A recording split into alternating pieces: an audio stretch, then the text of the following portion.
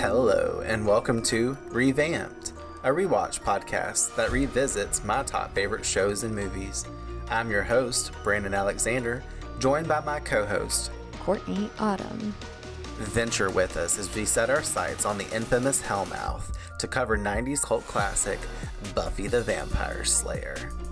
Follow along from the beginning, spoiler-free, as Courtney views the show for the first time and I revisit the series for new takes and a fresh perspective on its narrative. Each season, every episode, in order, we will follow Buffy Summers and her friends to examine their character development, the show's underlying themes, along with its major story arcs, all while engaging in conversations, sharing our own authentic thoughts and feelings to what's unfolding before us. So sharpen your stakes, load your crossbows, and join us as we explore the supernatural world of Buffy the Vampire Slayer. Let's get into the episode. Hello everyone, welcome back to another episode of Revamped. Today we're going to be covering Buffy the Vampire Slayer Season 3, Episode 5, Homecoming. Aired November 3rd, 1998, written and directed by David Greenwalt. I'm so excited to welcome a very special guest to the pod today, someone who is not only a passionate Buffy fan, but whose very own podcast takes its name from the exact episode that we're covering today. Joining us for this recording is Ian Carlos Crawford, creator and host of SlayerFest 98, a podcast that became a staple in the Buffyverse community and beyond, covering not only Buffy the Vampire Slayer, but all things pop culture, queerness, and fandom related. Welcome, Ian. Thank you for coming to hang out with us. Thanks for having me. That was a very thorough introduction. Brandon's good for that. I'm so practical. It's my earth sign nature. I just have to make sure everything's detailed.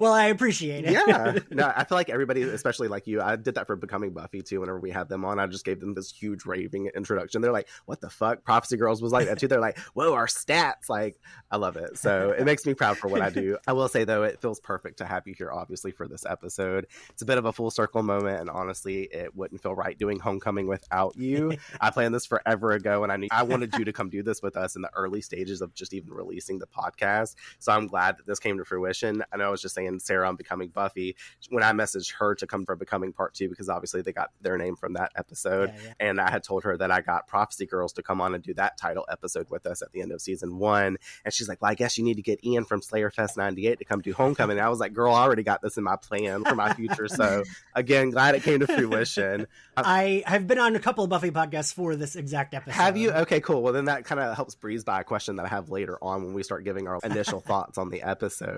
I know I followed you for a long while now, and I've appreciated all your Buffy content, your interviews, and presence in the world that I enjoy. I also really like you and Zachary's content over on My Bloody Judy. I watch y'all on YouTube way too much. But if you would, Thanks. I would love for you to tell our listeners a little about yourself and keeping it spoiler-free with the exception of up to this point in the show because Courtney has not seen it. We always like to find out what first brought you to Buffy originally, what's kept your love for the show alive, and then what your favorite season of the series is. So, and side note, anytime I go on a podcast that doesn't have spoilers, I'm like, oh God, my brain, rewire how you talk about this. It's so hard. So if there's like a moment where I'm like very, like a long pause, it's because I'm like, don't say the thing you're thinking because that's a spoiler. But actually, my mom got me into the show. I was like one of those nerds. It was like, oh, I like X-Men and like Buffy's not cool. And then I walked into the kitchen while my mom was watching Becoming, literally the very end of Becoming, where Buffy has to stab Angel. And my mom is like sobbing at the kitchen table on like the box TV on the counter is playing it. And I remember being like, oh wait, this is really good. And like the only acting I saw was Sarah Michelle Gellar crying. And that was like enough to sell me on, oh, I'm going to watch this show. And season 3 and 5 are my two favorite seasons. I go back and forth. Ask me in a month and I'll have a different answer. But like right now, 5 is my favorite. I think 3 is the best. Yeah. I think 3 has no skips. 5 has maybe 2 skips. Gotcha. And so yeah, and like my mom and I got into it. It was like a big thing where we would like watch. My mom, not uncommon with older Puerto Rican women, she would talk through the show, so I like couldn't watch it with her. So we would watch it in separate rooms, and then I'd go to her when there was a commercial and we'd talk about it, and then go back to like watching it elsewhere so she wouldn't like talk over it. And like I even did a couple of Patreon episodes where me and my mom would like visit some episodes. Like we did season 7 together. It was really fun. And that kind of like was a big like bonding thing. Like when we buried her, my dad, who like would never be into Buffy at all, was like, do you have like 2 pins of Buffy to put on your mom's dress for when we bury her? And I was like, I do. And like that felt really nice to like 2 of my pins like on her little dress. I love that so much. My sister watched the show with me, not to take away from your moment, but my sister passed away a couple years ago, and she was my growing up Buffy fan. She was a big Faith person, and thankfully Faith has been introduced in the show, so I don't have to keep that hush hush anymore. But you know, that's like whenever we do, especially when we did Faith, Hope, and Trick not long ago, I was like telling Courtney that she was here in spirit with us just because I wanted to be that. So that carries that same kind of energy as just like honoring the people that have passed on that just like loved Buffy and stuff, and it's the best you can do to like kind of keep their like stuff alive. And I'm glad you have that content with her from the past too, to like resource back to and maybe watch and listen and stuff, just to kind of keep her memory alive. I love that so much.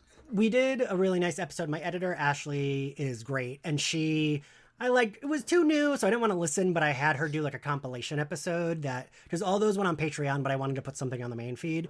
So I like did a little bit of narration interspliced with like the episodes of us talking. I still have yet to listen to it but I was really happy to be able to put that out. Yeah.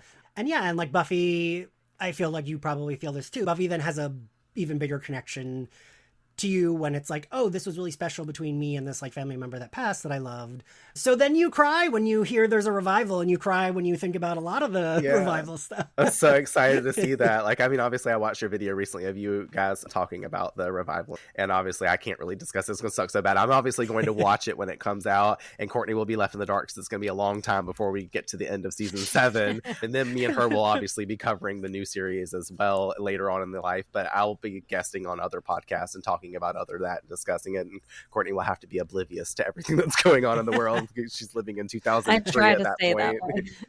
But Courtney, has like a lot been spoiled for you just by the internet, or no?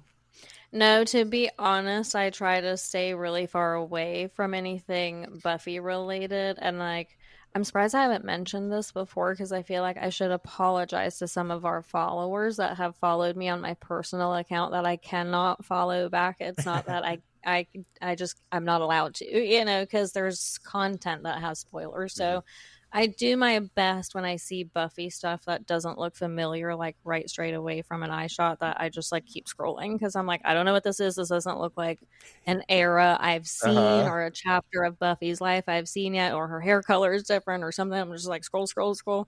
So luckily I've stayed away, and other than obvious things, like knowing that obviously Angel is to go on, he has his own series, obvious shit, just like being alive in the world.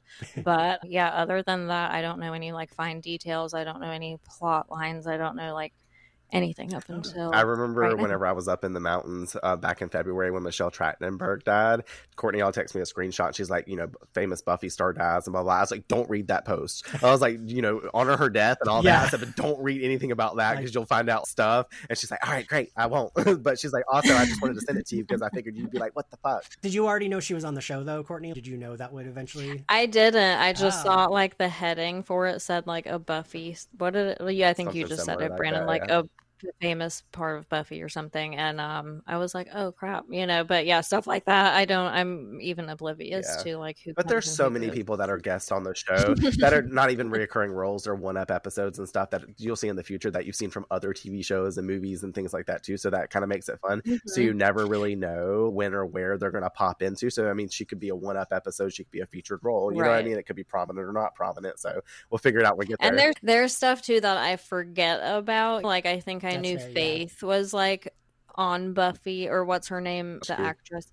Yeah, I knew she was on Buffy, but literally until she was introduced as Faith, I'd forgotten. But it's like I remembered when I saw her, and I was like, oh, I had told you about her. Not really her, but I had like carried her little picket around, because like when we went to the Buffy prom for the Buffering podcast up in New York, I had to like inform her. I made her watch the first couple of episodes. This is like a few months before we really got into the podcast and like really created it and all that. But I was like trying to tell her little things that had happened from the show, so that way she wouldn't be completely lost in this atmosphere. But it went in one ear and out the other. And this is also not knowing that we were going to do a podcast either. So she was like, oh, okay, cool. This is your favorite show. show. I'm just going to tune in for tonight, but then I'm going to Yeah. forget everything. So I'm glad, because I'm pretty sure I told her Buffy killed Angel and like this, that, and the other. Like, so I'm like, but I'm glad she didn't really remember anything. And if she does remember, she's choosing not to truly tell me. So I'm going to pretend with No, her. I really don't. And I think it was one of those things where I like remembered for the sake of the event, but then like my brain is not very good with like retaining things, you I'm know? the same So way, I yeah. just like do a memory dump once like the information's no longer needed. Like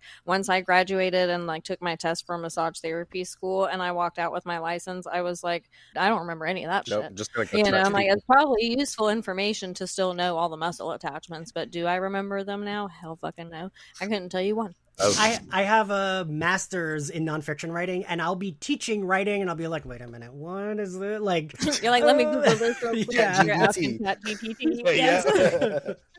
Well, that's fun. Obviously, bringing it just a little bit back to Ian. Obviously, you host a few different podcasts. Essentially, you've been, like you said, guest. I know you're with My Bloody Judy and stuff as well. But I was curious, your podcast name comes from this episode. So I was curious why you chose that as your podcast name, or if it was just like a quip, or if this is like one of your favorite episodes, or like anything like that. this is the question that I have the lamest answer to every time I get asked it. I'm terrible with names. And originally the podcast was called Three Slayers, No Waiting. Okay. Because it was me, Matthew Rodriguez, and Joe Reed. And Joe stayed as someone who like came on a lot.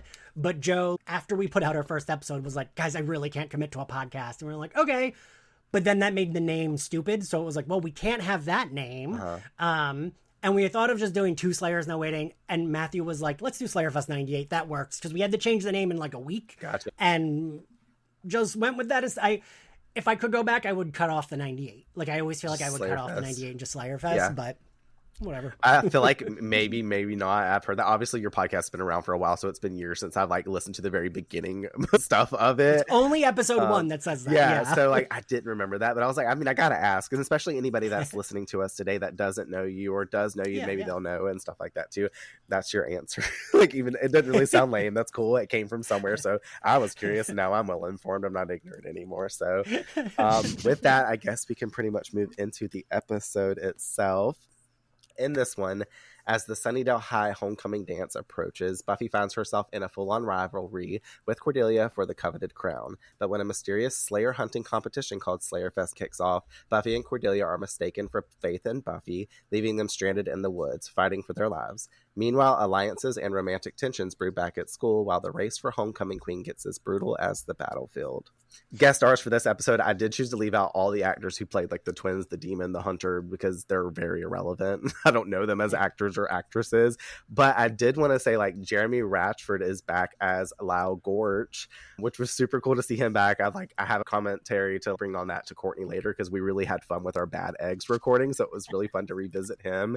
And then obviously Lee Everett comes in to play his wife, Candy Gorch. Low-key love her because she's a vibe in her little tacky ass outfit. But the biggest thing, we have Harry Groner as Mayor Wilkins officially joining us in this episode. And I personally remember he was the empath Father Thomas on season 3 charmed episode Primrose Empath. And I always obviously that's after the season of Buffy, and I was always like, look, it's the mayor. And like my friends were like, who? And I'm like, oh, okay, well, nobody else watches Buffy apparently, so that is that. But obviously we'll talk a little bit more about him whenever he gets introduced, and we can kind of like give initial thoughts, especially from Courtney's point of view. But this episode for me, just to get into like initial thoughts, I feel like this one's such a blast and honestly a real treat at this point in the series. It's our second true team up between Buffy and Cordelia, because the first one was back in season 1 and Out of Mind, Out of Sight. But this is completely different in dynamic between the two, because this is a whole different situation. It's not really so much Buffy saving Cordelia, even though she's got that going on. It's like more the fact that they're fighting side by side, and they're in the beginning pretty much pitted against each other. And obviously that's in a very mundane world of Homecoming Queen glory, but of course, also, we get the main plot driving things along with SlayerFest 98 and this motley crew of villains out to take down the Slayers. I love the twist that they think they're going after Buffy and Faith, and instead they get Buffy and Cordelia. It makes it so hilarious. Like, you would not expect that. I've been so excited for Courtney to get this episode, because she kind of knew about it, because we were going to go dressed as like a gender twist, especially on my side, as Buffy and Cordelia from this episode when we went to the Buffy prom, and she was looking up outfits. So she had seen like the outfits that they wear in the episode. She knew who Cordelia was at that point too, because we had watched the first couple of episodes of the series. But it was interesting, and I've been like very impatiently waiting for us to get to this so she could have like that click moment. But I see the vision. I feel like you could do it. Right? I was gonna wear like a cool like black outfit with like the same color green kind of mesh top or something that she has on, like very like silky, like a button up or something. And my hair was brown at that point too, so it would have just been awesome. I think she was gonna wear a red dress at that point, kind of similar to Buffy's, and she sent me pictures and she ended up going with a tutu instead, but which was still super cute. But we didn't dress up, we just went like normal badass bitches. Yeah. But back to like my thoughts on the episode, I feel like if Faith had been there instead of Cordelia, then it would have been instantly over for these guys in like 5 minutes, because obviously these girls together, you know, when Faith's not pummeling vampires to obliterate the fuck out of their faces like she did in Faith Open Trick. If Buffy and Cordelia can take down all these people, then 2 Slayers would have just like wiped them out, like I said, in an instant. So they're probably pretty, like, they lasted a lot longer than they would have had with the fact that they had Buffy and Cordelia. I feel like Buffy basically wrecks shop all by herself while protecting Cordelia in this episode, which gives us something pretty satisfying, because Cordelia basically gets a front row seat to what Buffy's life is actually like. By the end, there's this subtle but meaningful shift in Cordy and understanding the weight that Buffy carries every day. And as for the villains in this, Mr. Trick basically is the ringleader of the whole event. And I like that he's still in town doing basically what he was wanting to set out to do, because whenever he was with Kakistos, he was trying to like aid him in towards like going towards this whole revolutionary vampire, let's take over the town thing. But he was just like, let's kill the Slayer, let's kill the Slayer, let's kill the Slayer. And then let that be one and done and let's go. Whereas now he's like, okay, I'm still gonna have this involve taking out the Slayers like you wanted, but it's more about the inclusivity of networking and getting the job done in a theatrical, over-the-top way, which we wouldn't really expect from villains. This is kind of a new era of villain that we get in this episode, so it kind of like helps to change the script of what we've seen in the past, because it's a bunch of different like evildoers coming together for a common goal, and we have not seen that in a way, unless it's like, you know, the Master's minions or things like that. So it makes it really fun and special. But it also continuates him, obviously, as a threat on the show and brings him back where we haven't seen him since Faith, Hope, and Trick. And, of course, we get the official introduction, like I said, of Mayor Richard Wilkins III in this one. And we are already learning that he is going to play a pivotal role in this part of the story. On the flip side for the episode, I'm not a fan of the Xander and Willow secret crush bullshit kicking off here. Love your face right now immediately, Courtney, because I know she did not see this coming and she has no idea what's to come of this. But the timing is so rough because they're both in relationships. And watching this now through a 2025 lens as a 35-year-old adult, I was just like, ugh, I don't like cheating. My parents did that on each other growing up and stuff. So like just the fact that they even engage in this a little bit and a couple times in the episode, I just found myself being like, this is messy. I do not enjoy this. And I never have, but it reaffirms that for me. I feel like, to be fair, they are kids though. It's like, Absolutely. It's hard to remember that they're like kids. Yeah. We have to do that all the time and say that they have this like most immature standpoint for most things in life, especially when we're dealing with Xander Harris himself. And just a few Beauty and the Beasts in that one, when Buffy goes to talk to the girl who ends up dying, I always like, and not because I like the way she does it, but I like that Buffy doesn't know the correct like verbiage to like talk to someone who's being abused, because she's a like 17-year-old, so that makes sense that she wouldn't. So it's not that I like the way she talks to her, it's just I feel like that's a little bit more realistic, that like a 17-year-old wouldn't have the counselor knowledge to like approach someone in the correct way on that. Well, I came down, we obviously just covered that episode the other day and it's obviously airing before this one, but I just came down on the side of liking what Buffy says to her, just because it's like served with Capricorn realness. It's just harsh and blunt, and sometimes you need that wake-up call to be like, oh shit, I'm in this awful relationship and I need to have a wake-up call. So like I came down on the side of still being pro it, but obviously I also went into the tangent of like when I was younger being like, damn, Buffy's kind of being a bitch to this girl, she shouldn't have said that. So I do agree, but they are kids, so we deal with what we and deal also with. like she's got like a short time frame to be like, we need to speed this up, I need to find the monster, like so Absolutely, she's under pressure, just And then obviously moving away from them to my favorite part of the episode, more so, is the story and the emotional thread that we get with Buffy. For her, this is really not about winning the crown. It's about being seen. It's about feeling valued in a world where she so often feels invisible, misunderstood, and cut off from any sense of normalcy. Obviously, from the very beginning of the series, Buffy has been chasing that elusive feeling of belonging, and her life is, you know, nothing but danger, duty, and chaos. So the homecoming queen race becomes this almost symbolic space, a way for her to reclaim something ordinary and something something very human. It's less about the title and more about reminding herself that she matters outside of the Slayer identity. And obviously, in short, this is once again her trying to carve out a tiny piece of normalcy in her life that she's never really allowed to have. And the way that she expresses that shit to Cordelia later is just a moment that I always personally remember and really love about the episode. So I love how we get to like see this and have her actually like say it. Obviously, she's expressed wanting to be normal for so long, but now we kind of get a bigger reason why. And in this situation, it comes out in a special, unique way. And then my only other thought before I shut the fuck up and let you guys talk is I'm so pleased that fucking Scott Hope is not a thing anymore. It only was 2 episodes with his ass. So yes, there's that. I loved this episode. The first thing I thought, though, was that I regretted not wearing the outfits that we decided that we were initially going to wear to prom because they were killing it. But also, I remembered one girl from prom specifically, like, went as far as to put the little blood stripe on her arm or whatever. Like she got beat up. Had, like, the exact red dress. Anyway, so it was a good like throwback to the event that we went to, because now I'm realizing how on point and on par people really were, and that's just like another testament to the Buffyverse, I guess. But I had a lot of fun with this episode, and I like that it was pretty well balanced with humor and action, and we didn't lose any opportunity for character development and some character growth and some tension building and stuff like that. So I feel like it was super well-rounded and entertaining, and I liked everything that happened, except for the fact that I was shocked that we only saw Angel for like 8 seconds, maybe. Yeah. Like, I thought it would be a little more Angel-centric since it was called Homecoming. You know, my mind instantly was like, ooh, this is like, they're going to be able to have a date. You know, foolishly thinking that. So that was my only disappointing part. But other than that, I loved it. I think so far, really, really good episode for the season. Ian, I know you've probably seen this episode 100 times just as I have myself. How do you view it now versus like how you did then, and how did you like watch it this time around, and what do you think of it nowadays? I love this episode. I mean, the picking of the name of our podcast was kind of random, but it was an episode that we like loved. Yeah. And I always really like the fact that like, I'm like, is that a spoiler? The fact that this is kind of like Buffy and Cordelia being like, all right, we're cool. Like, at the end of this episode, they've been through hell together, and they're just kind of like, all right, like, we're good. We work together. Cordy helped at the end. Like, she actually was really, really helpful. And I love the imagery of them fully like distressed, waiting to see if either of them won Homecoming Queen. And Courtney, to your point, like I feel like Buffy fans especially, we like pay attention to the way their hair looked in that scene with the one cut. 100%. Like, and I just feel like they both look like pretty iconic when they're in their dresses but roughed up. Uh-huh. I just like Buffy's hair is like a little messy. So I love that end. But it's like styled messy. Yeah. Like it's not like Sure, it's not actual messy.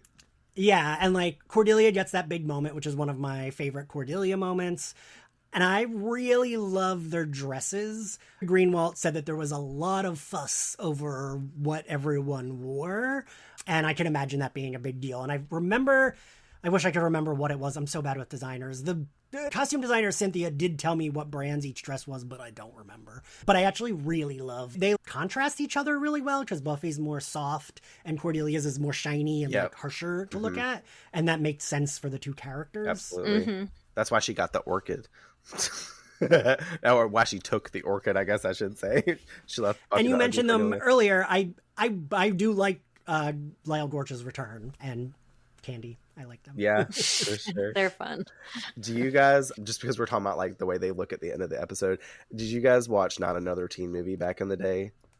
I'm pretty sure at the end of that, like, it's like kind of a mock-up of this episode, but obviously they didn't know about it, where 2 people win like prom queen or something like that. It's the 2 like Siamese or like weird mutated twins or something. Yeah. I always think of that at the end of this. I don't know why I was expecting it to be like 2 people that were conjoined or something to be I don't remember their names in the episode, but I thought it was funny and I figured I'd mention it because it just popped into my head. But I was like, wow, this would be a whole different episode if that was actually what was happening. I was like, that's from another movie. That's not this episode. Because I was expecting it when I was doing the script for it, and I was just like, that's not what's about to happen. Oh my god, it's so funny. Okay, cool. Well, let's go ahead and press play on the episode and get into the actual walkthrough. We open up at the Bronze as the gang discuss splurging to get a limo for their very last homecoming dance versus riding the bus or taking Oz's van, which no homecoming queen should ever arrive in, Cordy admits, even though not technically even elected yet. She's obviously a shoo-in. They wonder Buffy's angle, but she's not sure if she will even go, having not got tickets. Scott comes up to the group, and things get really awkward when Cordy tactlessly questions if Scott didn't ask Buffy to the dance, humiliating Buffy. Him assuming she would have thought it was corny. The two go back and forth with, I'm down if you are, I will if you wills. And I'm just like, okay, either y'all just break up right now. Oz judges that as a yes. And instead of lingering, Buffy decides to, in quotations, head home because she is tired. I'm like, no, you want to go see Angel.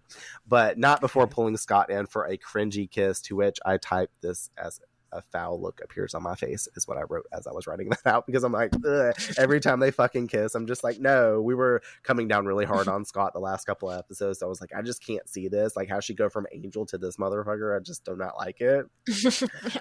But apparently they're gonna go to homecoming together. We clip over to Angel at the mansion, pacing nervously in front of a fire as Buffy spooks him, coming from behind the curtains, arriving with blood for him. A container that he is obviously very excited about, because I don't know if y'all really look at like people's faces, but his face is like really excited about this fucking blood whenever she brings it in. And he all like goes to pull it out of the bag and he wants to drink it. And then he has like snap out of his fiend mode. He's like, oh yeah, I still have company here. Thought it was funny. She asks how he's feeling and he tells her it hurts less. We see he's not quite on the mend yet, but she tells him she hasn't mentioned to Giles or anyone about him being back, a name that makes Angel have a moment, by the way. She claims that she's not going to do this as such either, because, you know, they wouldn't understand that he's better, and she will help him till he is. And I think that this is very wise in Buffy's decision to keep Angel's return a secret for the time being, just because of what it could bring up. But I also feel like this is like some weird gray space because of the fact that she's keeping this secret. Like, it could pose problems. She expresses everything being different now. I'm a senior. I'm really working harder in school. I'm even thinking about college. And I'm involved with someone. Angel getting whiplash to turn to face her, causing her to jump a little as he takes notice to her wearing what we assume is Scott's leather jacket. I thought it was cute because I remember she used to wear Angel's, and now she's all like got his on, and I was like, bruh. And then he all touches it and stuff, and I'm like, they totally worked this in here so that way he could get jealous over Scott, for one, and two, just to mirror the old relationship that they had. But I was like, there ain't no way in hell Scott has a leather jacket in his closet. Like, he's got cardigans and other little mousy looking bullshit t-shirts with probably logos on it, like Willow be wearing, turtleneck, like, polo button-ups. Like, there is not a leather jacket in there at all.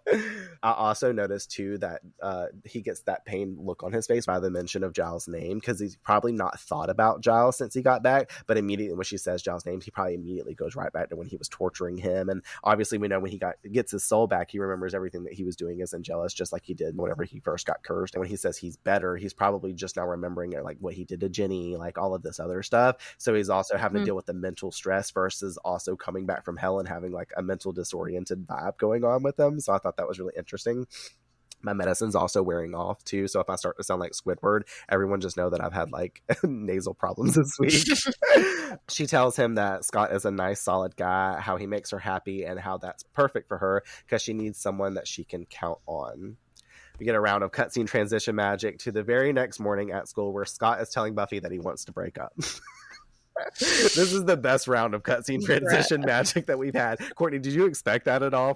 No. What the hell? I said he's got some fucking nerve, man. Did you think they were going to carry on the season? First off, how are you going to just agree to go to homecoming and then you have an epiphany or something overnight and you're like, oh, by the way, instead we're going to break up? What? Like, what is that? I knew he was kind of like, but I didn't know he was like a full-on fuckboy. It just gave me fuckboy energy. I was like, oh, okay, of course. You just got her to agree to something that you've been curious about. And then as soon as she does, you're like, meh. Yeah. Never mind. I know. I wrote the same thing in my notes that I was like really irritated with the fact that they were just talking about going to the dance together, and then like all of 2 seconds later he's like, actually you're kind of like still giving me the vibes of being this like whole estranged person, so I'm just gonna break up with you. Like, but yesterday you wanted to go to homecoming, so like I don't know. Regardless, I'm glad that they're done. Did you enjoy Scott, Ian? The thing I feel about everyone Buffy dated is that all of them had their place in her life for that time. Sure. Like that's like It's filling the void. Yes. I feel like she needed to fill the void after Angel, and especially with him back. So that way she didn't just like jump back like into bed with him, and it wasn't like, oh, we're hooking up, but we can't have sex, because also that sounds miserable. And I feel like having that guy, it could have been anyone, doesn't matter who, like Scott is whatever. Sure. But I feel like she did need like at least a guy to like focus some romantic feelings and attention on. Yeah. That way it wasn't like all consuming with Angel being there. For sure, absolutely. Yeah. And that's what we basically came down, is that she was filling in the void, because I think we talked about that in like episode 3 or something like that. Maybe even the last episode. I don't remember. They all blur together at this point, especially with the fact that he was only in 3 episodes.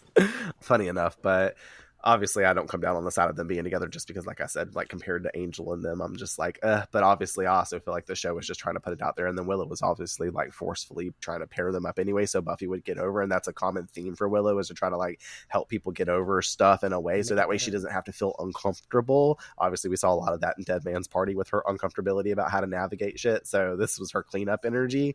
Buffy hella confused. This seems out of nowhere, him admitting before they were dating she seemed full of life, and now she is just distracted, seeming 24/7. And she tries to say that she will do better, and he's not with it, and apologizes, his decision being final.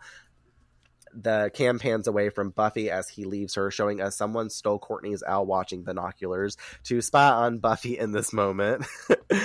Inside joke. Other listeners probably remember all of our stuff, but Ian's like, what the fuck are we talking about? Not far away, in a creepy van looming inside, we see it's filled with tech equipment and 2 special ops looking twin males connecting to a home feed through to show a wheelchaired old man with Mr. Trick watching a live feed on their TV of Buffy through the binoculars. And I was like really confused. Is this a thing? Like, obviously this is the 1998 version of Skype, but do they really have things like military grade wise that would hook up into binoculars and you could watch like and transmute it to a like, I don't know what was happening with this, but it looks so like, because they dial a flip cell phone to make the connection as well, and I'm just like, this does not seem like how things would go down. But this is also, you know, as a person that grew up in the era of us having all this technology, I'm just like, was this actually a thing? I feel like even when they're like in season 1, when Willow and I, Robot You, Jane, like that is not how the internet or computers work. Like, listen, they were calling emails e-letters, so I don't think anything is real. Like, you still won't let that go. That's all 2 seasons ago. I call emails that now. Like, nobody can get a serious shit out of me. Don't talk to me about no emails. I'd be like, don't you mean e-letters? And people are like, no, bitch, it's called an email. I'm like, no, you don't Actually, understand. it was originally called an e-letter. Actually, I'm always going to call it an e-letter, and I don't care if it's 2025. I love it. I love that. I think a lot about Giles saying like idiot box, and Jenny Calendar being like, that's the TV. And it's like, God, what are they even talking about? Literally though. And I love it because like that episode has been such a pivotal moment for us to refer back to. We've talked about Moloch so many times, and like Willow being on or Malcolm, well, same thing. I don't know. It's so funny how like certain episodes, and that was one of our worst ones that we just wanted to get through, and it took us forever, but yet we talk about it way more because we were often. just dying. Yeah. Rest in peace, Jenny. There's an Angel episode that is my least favorite episode of either show in season 1, and I talk about it so much that it's like a joke in our Discord, like, oh, Ian brought up that episode that he hates again, take a shot, because he does every single episode bring up this episode that I would he need hates. you to text me which episode that is. I'm curious if it's the same one that I'm thinking of. It probably is. Probably. I wouldn't be surprised, especially being season 1 Angel. Yeah. Well, Mr. Trick tells the man that this is her, as Sid would in the Nubile flesh, because he's like, Nubile. And I was like, here we go, calling back to Puppet Show. I'm like, all the season 1 vibes literally in this recording and in this episode. And he ends his statement with, that's the target, with a devious pursed lip. We fade to black and we cue the Buffy theme.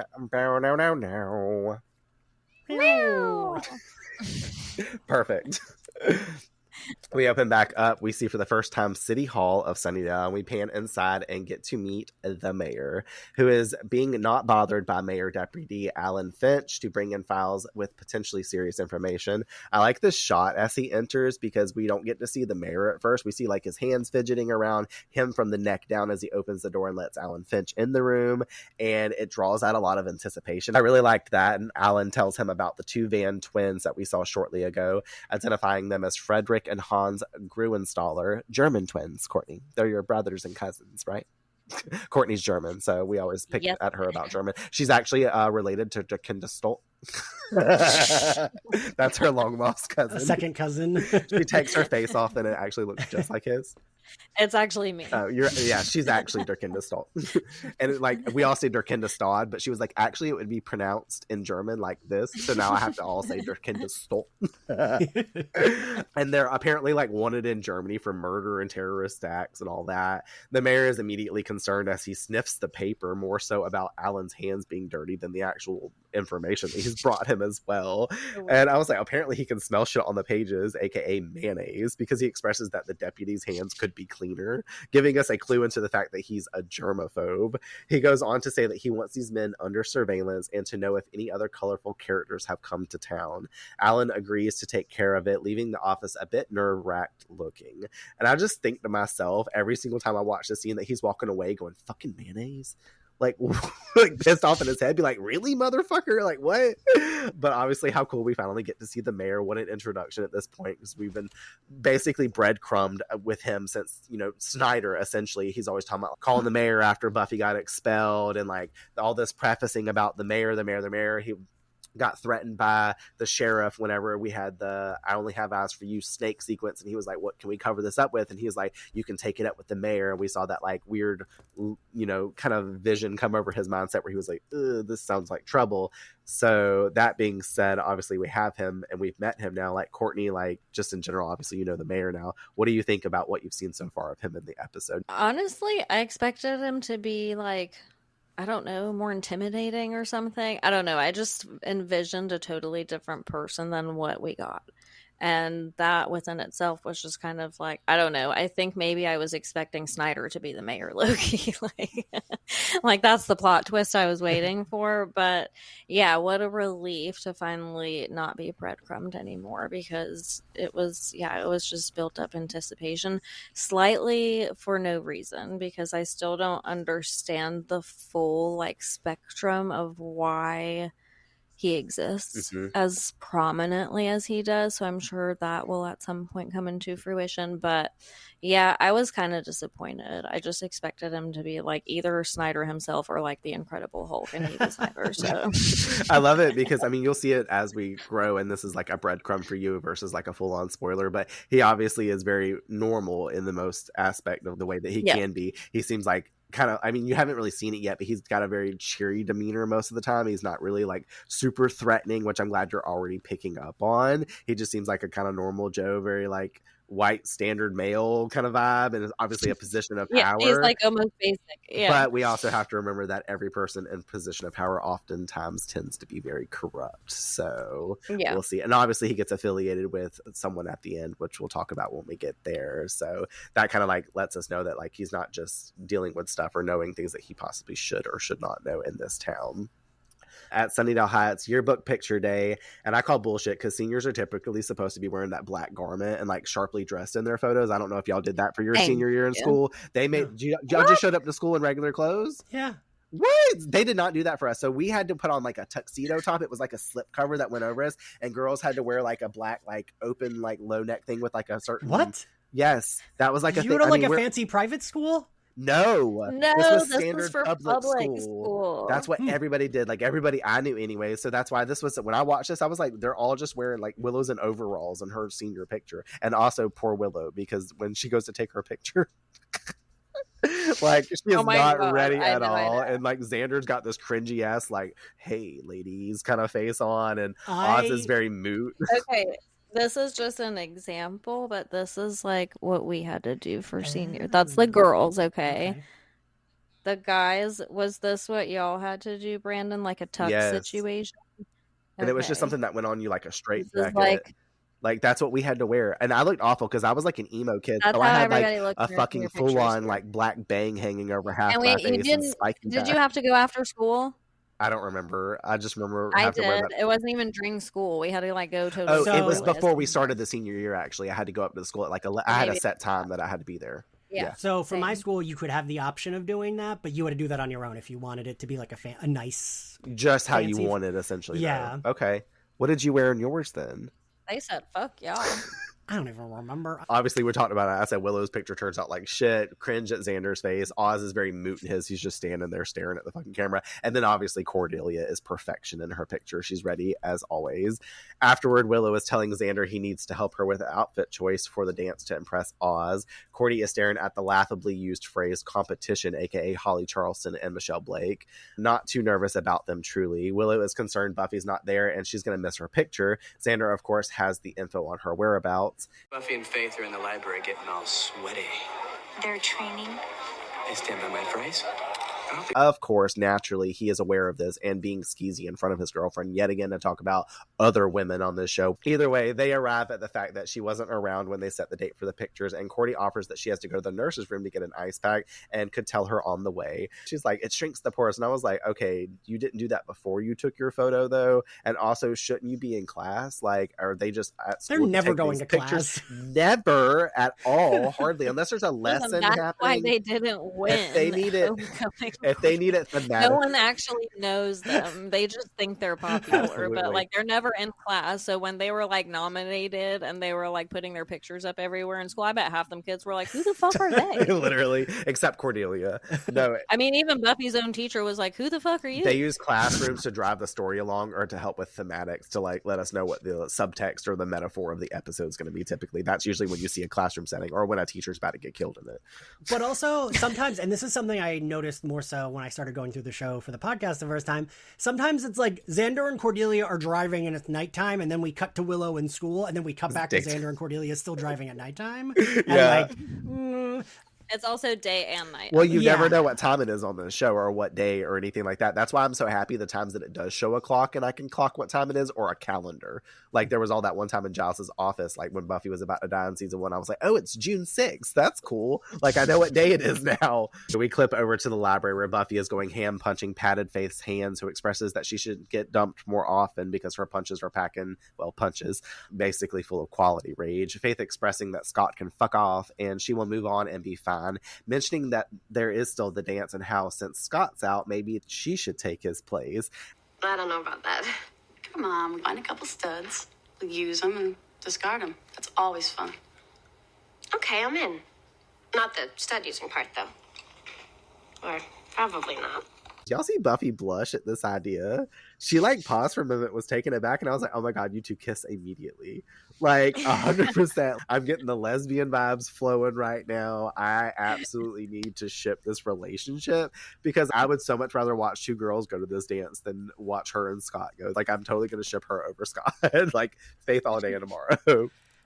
So my like little aside is it makes me so I like think about this all the time when it comes to the two of them. I've had whatever posts that did well on Instagram about saying like, oh, the like lesbian tension was always there. Mm-hmm. I think I said like, oh, their date and like the date they were going to have at homecoming that never happened. And someone was like, oh, you're sexualizing these two women. Like you're disgusting. Why would you try to blah, blah, blah. That. And it's like, I'm a gay man. I'm not like being like, ooh, hot two girl. I'm like, they have tension and chemistry. Mm-hmm. Like They do. They're just good actresses, is what that means. Yep. God, people, calm down. Yeah, I think everybody that knows about Faith and Buffy would pretty much ship them together. So, and most of us are queer anyway. So we're like, especially somebody like Courtney. Yeah. After Courtney see a few more episodes of Faith, she's gonna be like saying the same exact damn shit. So if she ain't already thinking it herself. Listen, I was already like, Buffy, if you don't want to go with her, I will. So either way. Either way. Well, they agree that this is the plan now, and they continue to talk as we see Cordy arrive at the library doors about to enter, but gets distracted by Bobby and Mashad passing by, aka two male students that she could gain votes from, walking away with them. Outside in the courtyard later, Buffy has an awkward interaction with Miss Morin, who was her favorite teacher from the previous year that she needs a glowing recommendation letter from, and this bitch doesn't remember who she is, so that's unfortunate for her. And this sucks because Buffy's so excited. She's like, yeah, like, you know, I loved your class so much. And she's like, who are you again? Were you absent a lot? And I'm like, oh shit, like obviously yes, because Buffy's never at class, never at school.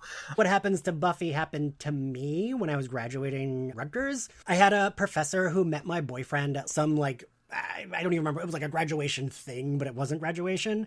And she like told him what a good writer I was. And she was like, he's one of my most talented students, blah, blah, blah. And then later on towards like the very end of the semester, I asked her for a recommendation for grad school. And she said, what was your name again? And I was like, did she not mean those compliments she gave me? Damn it. Oh my gosh.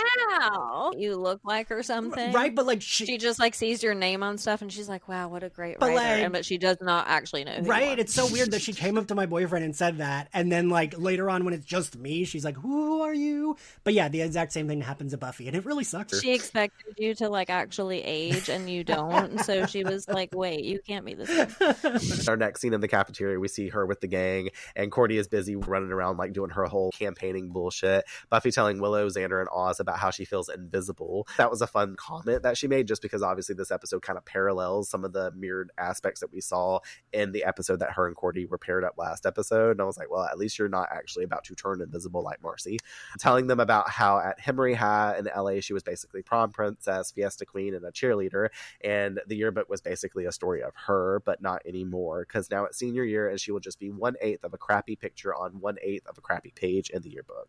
Xander coming in hot with the but not because of how she missed it the day before, and Willow wondering, didn't Cordelia tell you? Buffy marches right up to Cordelia, who's handing out her election flyers, and she tries to butter Buffy up with fake compliments, which I thought was so funny. She's like, oh, you look so great. And she's like, bitch, I'm not voting for you. And then she's like, then make it snappy. I love this about Cordelia, but I was just like, ooh. I was like, her and Buffy are already like at each other's throats, and I love it. Obviously, she asked Cordelia about her not getting the message about yearbook photos the day before, and Cordy genuinely realizes that she must have forgot, but doesn't get the big deal. Buffy tells her that she could have thought of someone other than herself for 30 seconds. Cordelia claims she's under pressure. You know, campaigning is a rough gig. Cordy doesn't think Buffy knows how any of this works anyway. Buffy retorting, it must involve handing out lame flyers. And Cordy is quick to start back. No, it involves being part of this school and having actual friends. Now, if it was about monsters, blood, and innards, then you'd be a shoo-in. I'd like to see you try to win the crown. Talking about how, you know, if she's, Queen. yes, guacamole queen. Also scoffing that she would love to see Buffy try to win the crown. Then she will. What does that mean?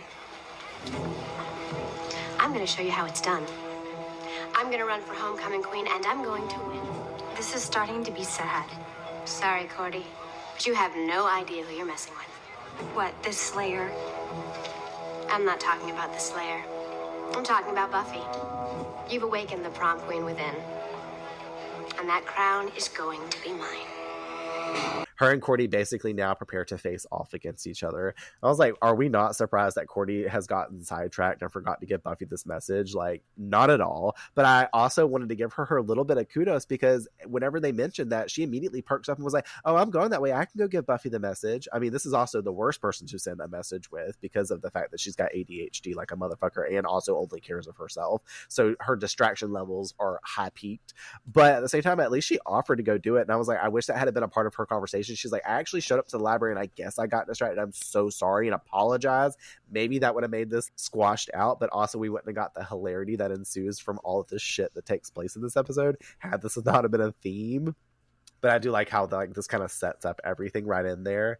My poor nose, you guys. We flash over with cutscene transition magic to Mr. Trick talking about competition, speaking to a group in the room with him containing a hunter with a rifle, the two German twins, a vampire couple, and a demon, a.k.a. Whatever the hell you are, my brother, you got spiny-looking head things. I ain't never seen that before. I am Kulak of the Mequat clan. Isn't that nice? I love Mr. Trick's dialogue in this episode. It's so funny. And he just looks at him too and he's like, okay, whatever. Point is that they are all there for the same reason. Trick calling out Mr. Gorch in the room, and this is where I was like, look at Lyle and his woman. I was like, what the fuck is she wearing? Because her outfit is totally screaming trailer trash, and you know she was trailer trash before she became a vampire, and she just went with the outfit. Oh, this is also late She 90s had that whenever already. everybody always wore boas and this frilly little they had the long sleeve shirts with the ruffles and feathery things hanging around their wrists and shit. And I was just like, this lady is killing it, and I know she still bleaches her roots. She over here acting like freaking Spike with the peroxide on his head every 5 days, trying to keep his roots covered. And obviously I know that they have the comments at the end about where they bring up Tector and stuff, but obviously this is where we find out that this is the Gorch brother. And I wanted to know from Courtney's stance, did you immediately remember who this was? Yes. Yeah, good. I did, obviously, yeah. And then for a second I was like, oh wait, where's his brother? And then I was like, oh wait, never mind. Eaten by the mama bazaar.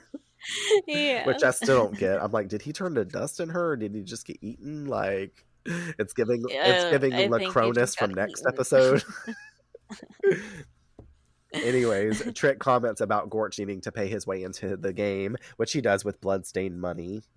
Trick clarifies the game starts in a few days and they've all seen Buffy, their first target, the second Faith.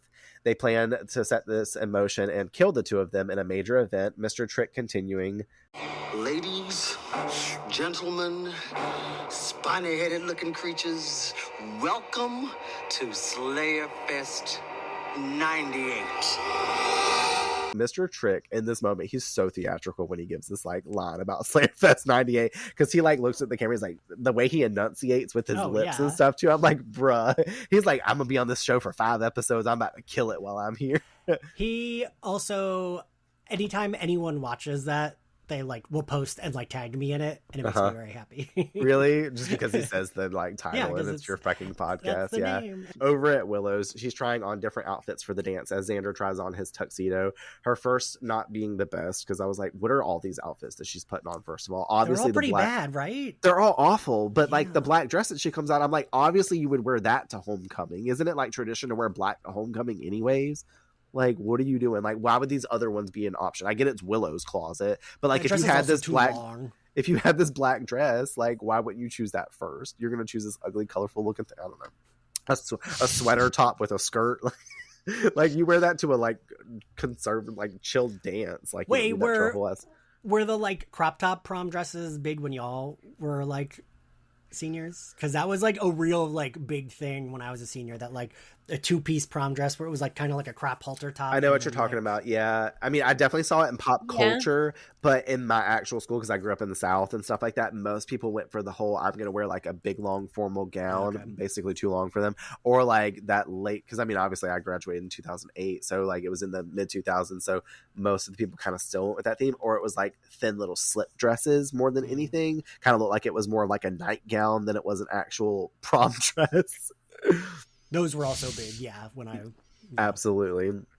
She's talking about obviously this being their first big dance, and also with like a boy and him being in the band and in reality versus, you know, her play pretending about it. She's like, I've dreamt of this day my whole life. I'm like, did you not go into other indie dances? But I guess she's like actually invited to this one. She's going with the date, so she's getting hyped up about it. Her helping Xander tie his tie. They're talking about that 8th grade comparison to where they are now, and they have that whole like talk about, I'm not going into the dialogue, but they basically regurgitate that they've known each other for forever, and he agrees that he will continue the lifelong journey together with her, about them, you know, going on to live in neighboring rest homes in old age and all this. And I was like, oh, this is super cute if y'all weren't about to do what y'all are about to do. She tries on her final dress as they joke about where they are with their partners, but the convo is cut short when she steps out in this sleek dress that she should have put on first, like I said, clearly being this is the outfit. Xander is awestruck, and so is she at their formal attire, him calling her gorgeous and her replying, Really? You too? In guy way. He concludes Oz is lucky, and so is Cordelia. Willow tripping out about what if she can dance in this dress, or even dance at all. Xander offering to show her as they slow dance a little in her room. The two entering into an interesting moment of tension and then kissing one another. The two catching themselves and wigging out about how this did not just happen. It must be the clothes. It's a fluke. It's a clothes fluke, that's what it is. And there'll be no more fluking. Not ever. We gotta get out of these clothes. Right now. Oh, I didn't mean either. I can't, y'all. I really can't. I thought we were past this whole dynamic or whatever. So to have it come alive again and revived and revamped, if you will, it wasn't the vibe for me. It was not it. And I can't, like you said earlier in the episode, Brandon, the cheating thing makes it worse, because of the fact that now we're not dealing with single Willow or single Xander, or both of them simultaneously single.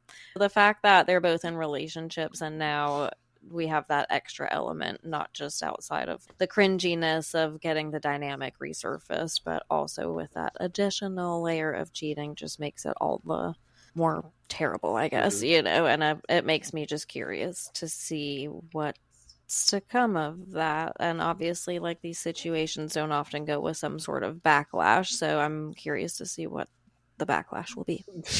Maybe it'll stop. Maybe this is just a one-up We're moment. not off to a good start if there's hope for stopping. So, Courtney, I feel like most people have that reaction. we're all on the same page. Yeah.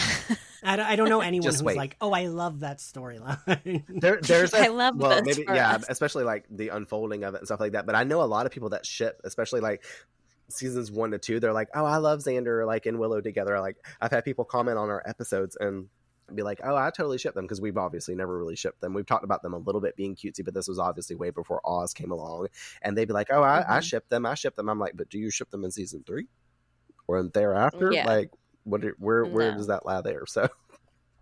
It's funny because I always feel like Oz, I love Oz, and I actually think he worked well for Willow. Cordelia and Xander like kind of always needed to break up. Like I don't think I don't know, I never enjoyed them as a couple, but I feel like Oz and Willow is kind of the more, for me, the one that I'm like, oh, because with Cordelia and Xander, it's like, good girl, now you have a reason to like kick him to the curb. So like, let's use that maybe.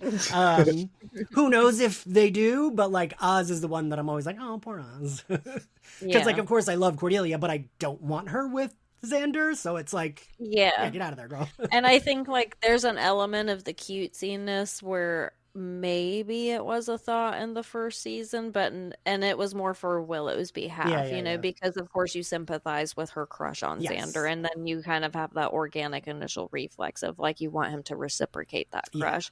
But the more he doesn't do that, and the more he's almost dismissive entirely of her borderline existence for a second, it just makes it more cringy when these moments are resurfacing now, because even if she didn't have a boyfriend, I'm like, Willow, why? Why? Number one, you're in fucking high school. You don't see a million dudes every day.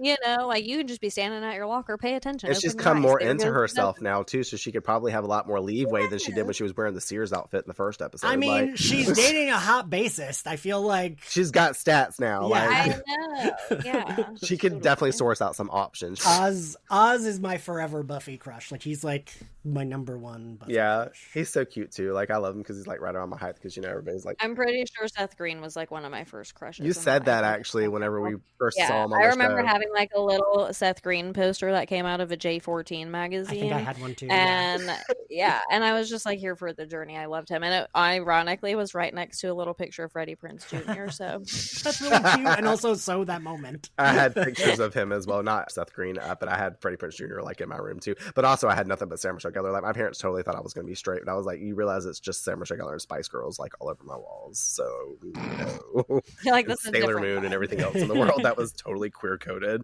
Like I just want to be all these women actually. So no. Okay, well, moving along. At school the next day, Buffy's going over the stat boards that she's composed with all the campaign girls, labeling their strengths and weaknesses. Willow, Xander, and Oz all looking awkward. Buffy thinking that it's because her petty comments like that she's been making about Cordy, but she goes on to say that this is just like any other popularity contest, except this time she's actually not popular. Although I'm not exactly unpopular, a lot of people came to my welcome home party. But they were killed by zombies. Good point. Okay. I love this immediate callback to 2 episodes ago. I'm just like, oh my god, we can't forget that. Yeah. She instructs Willow that she can make a database to help Buffy compete. Oz will get the people not normally inclined to vote, and starting to give Xander his job, but then the convo's cut short when Cordelia enters. Buffy, calling out the awkward vibes flowing, says, there's my country coming out, says there's no reason why they can't be cordial during their campaign and get along, especially since they're almost friends and they have the limo ride happening all together. Cordy shrugs a yeah, great, then asks Willow, how's that database coming along? And then she states it's just about finished, and Xander says that he's got her new flyers, stepping all up on Buffy's toes. She's a bit stunned. Xander gets up to state, well, she's my girlfriend, so the loyalty position. I was like, well, at least he's here to be loyal right now. Any other time when a woman's involved, he's not on this vibe, so I don't really know what's going on here. But if he's ever going to step up, I guess this is the time. Willow expresses Cordy just needs it so much more than Buffy and moves over to join them. And as they're standing there, Oz gets up and moves over there because obviously as Willow goes, so does he. Cordy looking to Buffy and is so fucked up because she looks at her and she's like passive aggressively. Thanks for what you said, Buffy. I think we're getting along great, don't you?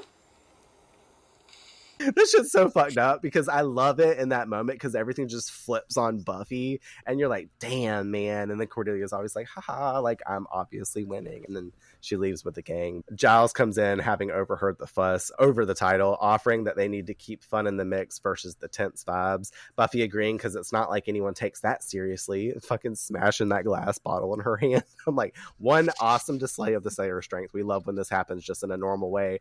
But I was like, you're kind of scaring me because she's like smiling yet looking catatonic. And I'm like, all right, great. Don't be channeling Daryl and Chris's mom.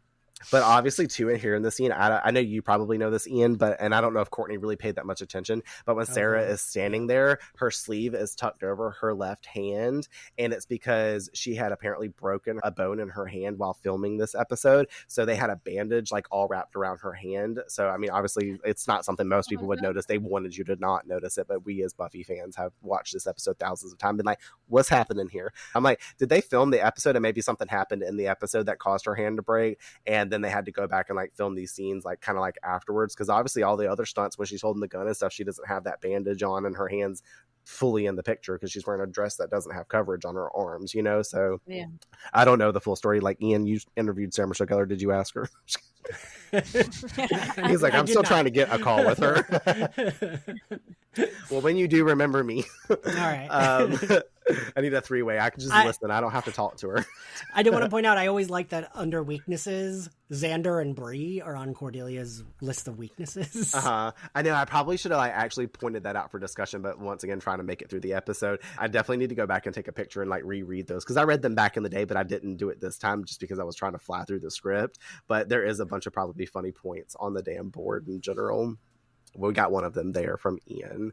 We get several flashes during a montage of the girls campaigning, clearly competing against one another, as we also see clips of the villains training and preparing to fight the girls as well. The demon that has the throwing knives that come out of his arms, super cool, but it also kind of reminds me, I'm assuming you watched X-Men Evolution growing up as well. I'll usually watch X-Men's my favorite, like, of the Marvel universe. I'm huge into the like cinematic universe. X-Men has always been my like thing, but Spike, literally, like every single time I'd watch this, even as a kid, I would always imagine him from the like cartoon. He's like the black guy that has like the yellowy hair and stuff. Just in case you watch just the original series. I grew up first with the Evolution series because I was like 12 years old or so when they started premiering that on the WB. Casual. I'm younger than you, Ian. Sorry. But then I went back because I fell in love with X-Men because of that show. I had watched the movies too, because obviously the movies were starting to come around that time as well, the live action movies. And I went back and rewatched the original 90s X-Men, and I fell in love with that even more so than I ever did anything else. And I obviously went back and read the comic books and did stuff like that as well too. But it always makes me think of Spike from it. That's the only ever thing I've ever seen this like in media, is somebody that can like forge these weapons from their own body. So I thought it was an interesting demon and aspect to have.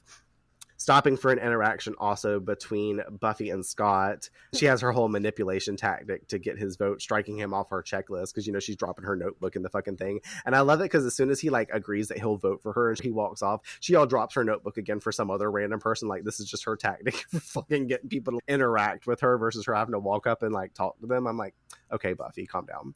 And apparently she's also chilling with athletes in this little montage. We see her later handing out chocolate cupcakes to people, which Cordy brings people like the gift baskets as well and trades them out for her treat. She all like paper bags them and discards them in the trash in front of Buffy. And I was just like, damn, this bitch is one up in her every second she can get. But also I would probably rather have that clean looking Brie Vandekamp bullshit than have these fucking gooey chocolate shits. Because obviously the scene we see in a second with Jonathan that we'll talk about, like, I just ain't trying to walk around school with like that shit all over my face, like, because them cupcakes are like the hugest things I've ever seen in my life. Like, they're not little mini cupcakes or small bite-sized things. Like, you have to really like commit to eating that and behind closed doors and have napkins. Yeah, totally. Not a school situation. Willow runs into Buffy nervous as fuck, clearly worried about this whole mess and being stuck in the middle. Buffy tells her that it's okay that she's helping Cordelia because they are best friends. Willow thinks that she's a bad friend. Buffy halfway agrees, noting that they all been through it together and how many times she saved her life. Willow cluing in that she wants something, which is 15 minutes alone with Cordelia's database. And of course, Willow gives in because this sounds rational. She also mentions the limo is squared away and how it will pick up Faith, then Buffy, and the rest of them, panning outside the school to show that the German men are out there eavesdropping on this convo with more of their high-tech bullshit. Which, this is more believable because I know that like the FBI and people can do this, which is terrifying, quite honestly. We then cut to Buffy walking with Jonathan, as we were starting to talk about in the halls, as he devours one of her cupcakes. Her arm crossed over his shoulder too, like expressing that she's always felt a bond between them. And I was like, no, you have not. But he admits, Cordelia gave me $6. That buys a whole lot of cupcakes. bruh, I love Jonathan because the show always sneaks him in the most random ways. Last time I saw him, he was like eating dip at Debbie-Ann's party, and no one invited him to that party, but they just had to get bodies there. So he ended up there, but he's also nonchalant in the corner. And this poor motherfucker looking like damn Xander in that episode with the clown and stuff with the chocolate bar when he's got all the chocolate mushed up in his mouth. But I was also laughing because not only is he enjoying the cupcake, but he's also snarky as fuck with Buffy over the fact that he can just go buy more, basically saying that her leverage to get the votes from him aren't working and his loyalties would lie more so with where he could actually get a perk, which is Cordelia. So obviously we're assuming that Jonathan's going to vote for Cordelia versus Buffy. We flash over to Cordy, who is apparently a pro at the Vulcan death grip from Star Trek, flicking some nerd's forehead, trying to coerce him into their votes. Buffy walks up to her, calling out that she is bribing people, the two exchanging one-offs about each other's tactics, Cordy calling her out for this whole trying to be like her thing not being funny anymore, and Buffy clarifies it's not funny, or in fact it never really has been, and she was never trying to be like her. She snarks at Buffy about her pathetic attempts to splinter her votes, and Buffy argues how can she speak to people the way that she does, wondering if she even has parents that taught her basic human kindness. Cordy snarking that she has parents, 2 of them, unlike some people, and I was like, oh shit, the tension's starting to rise, and we all start to get like on an edge about this. Willow and Xander appear behind them as Cordy tells Buffy to stay out of her way, giving her a little nudge and putting her hands on her to like brush by her, and I'm like, okay, that was the wrong move, because obviously Buffy grabs her hand and she's like firmly telling her don't ever fucking do that again. Cordelia calls her sick, and I don't really get why. Like, she could have just rolled her eyes and walked off, but obviously Xander grabs her so that way they can keep them from saying some bullshit that they'll regret later, which happens. You crazy freak, vapid whore. Like that. What did you call me? Whoa. Like, the fact that she just called her a whore, that's kind of messy for the writing of the show. I'm just like, women being pinned against each other, it's definitely not what we should be seeing. I get the vapid comment, but I'm always kind of like weird about the whole fact that somebody's being called a whore. That seems like it should have came out of Xander's mouth in his dialogue, because the writers have written him like that in the past. But I'm just like, whoa. But it's pretty funny in the scene, I will say, like, in the nicest way. Xander gets her out of there, and Willow starts freaking out, saying that this is just, as we clip over to her room, and she continues that this is the worst thing ever. Xander admitting it's like the first time that he's really seeing her, but she's talking about Buffy and Cordelia, not them, and he's like, oh, me too. And I'm like, bruh, we see where your mind's at already, and nothing's even happening. She wonders what they're going to do since it's their fault, and they're overcompensating after the fluke to help Cordelia, and now the group dynamic is out of orbit. The two growing a little sweet for each other, again holding hands, Willow wondering now what they're going to do about their situation. I'm like, why are y'all holding hands? Like, why are y'all back in Willow's room? Like, are y'all about to get ready for the dance? Like, and that's why y'all are here? I'm just like, why do we have to have part 2 of this cringy shit? Like, go to the library, go talk at the Bronze later or something and have this, but like, why are y'all getting alone together? I just don't get why they're like trying to push this on us, but obviously we know like it's for the storytelling that is to come. But I was just like, oh my God. And then obviously I 1000% like understand this coming from Xander, but I'm like, Willow is so happy with Oz apparently in her relationship. So why is she even entertaining this stuff? She's been hyped up about Oz for forever. So like, it's starting to piss me off. And obviously I know exactly everything that happens, but it still fucking triggers me and I get upset about it. We've already said this, but I'm going to say it 8 more times apparently. I'm like sweating talking about it. I ain't even gonna lie. Outside of Buffy's home, we see her walking out in a cutesy red dress and heels towards the limo, getting in expecting to find Faith, but no, it's Cordelia. Her handing her a note explaining what's going on. Dear Cordelia and Buffy, we won't be riding to the dance with you. We want you to work out your problems because our friendships are more important than who wins homecoming queen. Your friends. P.S. The limo was not cheap. Work it out. Buffy taking notice to the corsages, Cordelia exclaiming that she took the orchid. The tension-filled limo pulls off, and we see it's being driven by the German men. We cut to its root, taking them out into the woods as Cordy and Buffy argue about the orchid still. I thought it was so funny. She's like, you wanted the orchid? You got the orchid. She's like, talking about, like, it looks better on my complexion. And she's like, well, it does have that sallow tint. And I didn't know what the word sallow meant. And so, obviously, we usually do vocabulary lessons with Giles over here, but now it's going to be vocabulary lessons with Brandon today. For anybody that doesn't know what sallow means, it's of a person's face or complexion being an unhealthy yellow or pale brown color. So, she was basically taking a dig at Cordelia to say that she was sallow. The limo stops. Finally, they've arrived as we hear feet run off. I thought it was so funny. You just hear the German people run off. Like, it's hilarious. And the two step out, realizing that they're in the middle of the woods, wondering what the fuck is going on, and Cordy thinking that the gang is up to this. Buffy calling out the massively wrong picture that's painted here. And there's a TV and VCR labeled press play on a rock by them. I love how, like, I never paid attention before, and I was like, how is this powered out here? But I noticed that there's, like, a big battery that's over there that runs the thing. So I was like, oh, okay, that makes 10 times more sense. But also the VCR, if this was this day and time, it would just be, like, some kind of cool connection or some kind of pre-recorded thing that they've got on a laptop, which would just be their charge or something. But hello, 1998, we've not missed you. My whole question was, what if they just, like, stood there and read the sign, but they never pressed play, and they were just like, fuck that. And just left. Yeah, well, like... I feel like that would have been me. I would have been like, no, we don't press play. Like, no, we're not going to find out what kind of, like, The Ring or The Grudge or whatever kind of shit's going to happen. Like, we're not doing that. By the way, you heard, like you just said, the German dudes ran off. So I'm like, why didn't they just get in the limo and leave? I would have just driven the limo. Like, we ain't pressing play. Yeah. We're not pressing play, and we're gonna hot wire this bitch and get this limo, and we're going to homecoming, and we're gonna pretend this never fucking happened, and we can continue to not get along. Thank you. Well, unfortunately, they do press play, and it isn't a copy of Hereditary. It's Mr. Trick appearing on the TV. Hello, ladies. Welcome to SlayerFest 98. What is a SlayerFest, you ask? Well, as in most of life, there's the hunters and the hunted. Can you guess where you two fall? From the beginning of this tape, you have exactly 30 seconds. No, that's 17 now, to run for your lives. Faith, Buffy, have a nice death. Clearly speaking to Faith and Buffy before the logo for SlayerFest pops up, and Cordy calls out with confusion. Hello? How stupid are you people? She's a Slayer. I'm a homecoming queen. I love that whole comment. She's still out here in the woods, clearly in danger, and she's going to be popping off at Buffy about how she's going to be homecoming queen, and she's not going to be. Then the TV explodes and the two run off. At the Bronze, Dingo Ate My Baby performs as Willow and Xander look mopey on the dance floor, which Faith comes up calling this out. They try to play it off with remarks on enjoying the band and Oz because he's great, and how he wrote the song for Willow, apparently. I was like, feeling guilty much?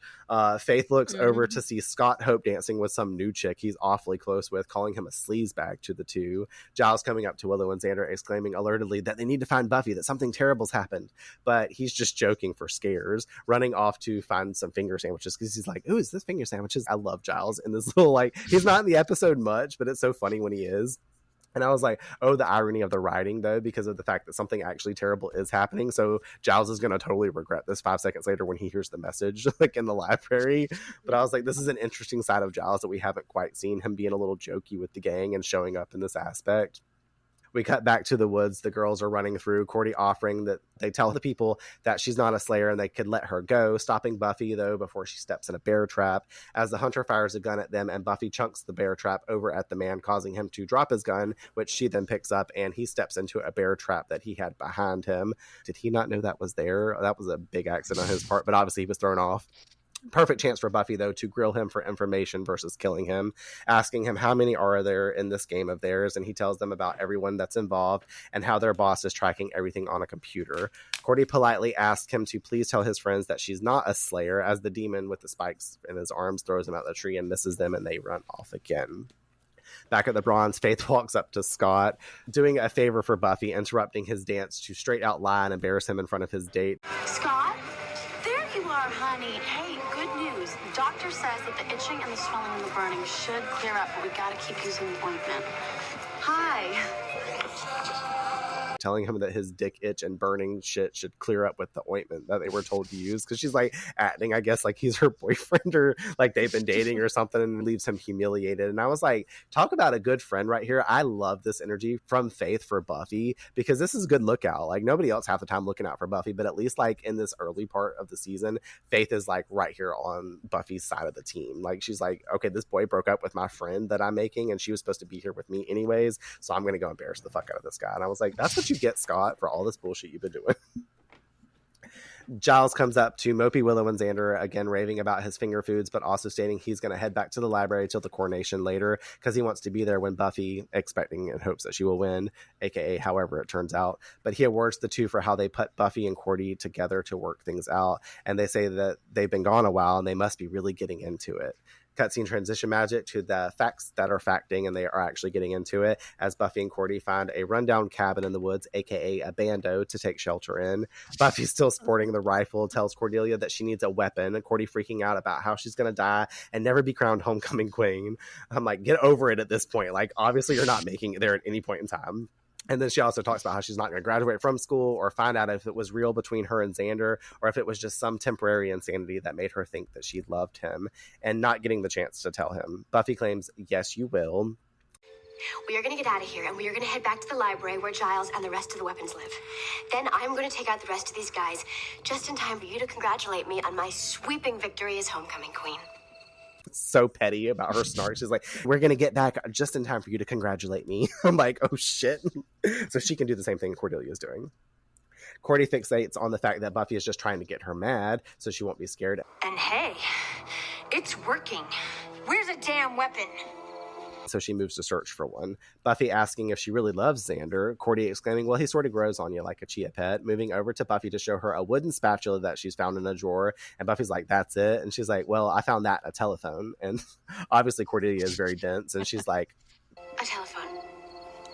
And you didn't think that'd be helpful? No, this is better for... Oh. You thought that this was going to be the option? Like, there's a whole ass phone and it's working? Like, what the fuck? Obviously the spatula comes in handy, but the man at his home that we saw earlier is monitoring the operation with Trick, and they're mapping out the girls with trackers, and they realize that they have a phone and disconnect the line in the middle of Buffy leaving a message for Giles about what's going on. Out in the woods, the spiny demon comes across the bear-trapped hunter offering to cut his leg off for him, and I love that just small little interaction that they gave the demon. He's like, you want me to cut that leg off? And he's like, I'm actually good, thanks. The German men are being guided through the woods also by the whatever that dude's name is. I don't even know if he has a name in this episode, but he's guiding them through earpieces to where the girl's location is.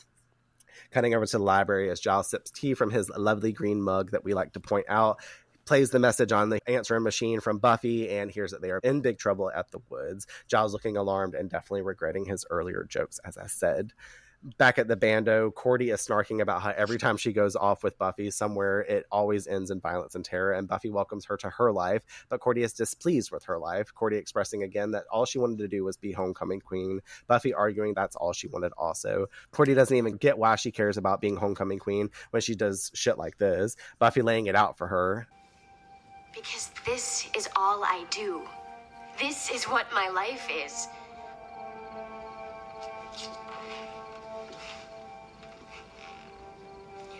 Understand. I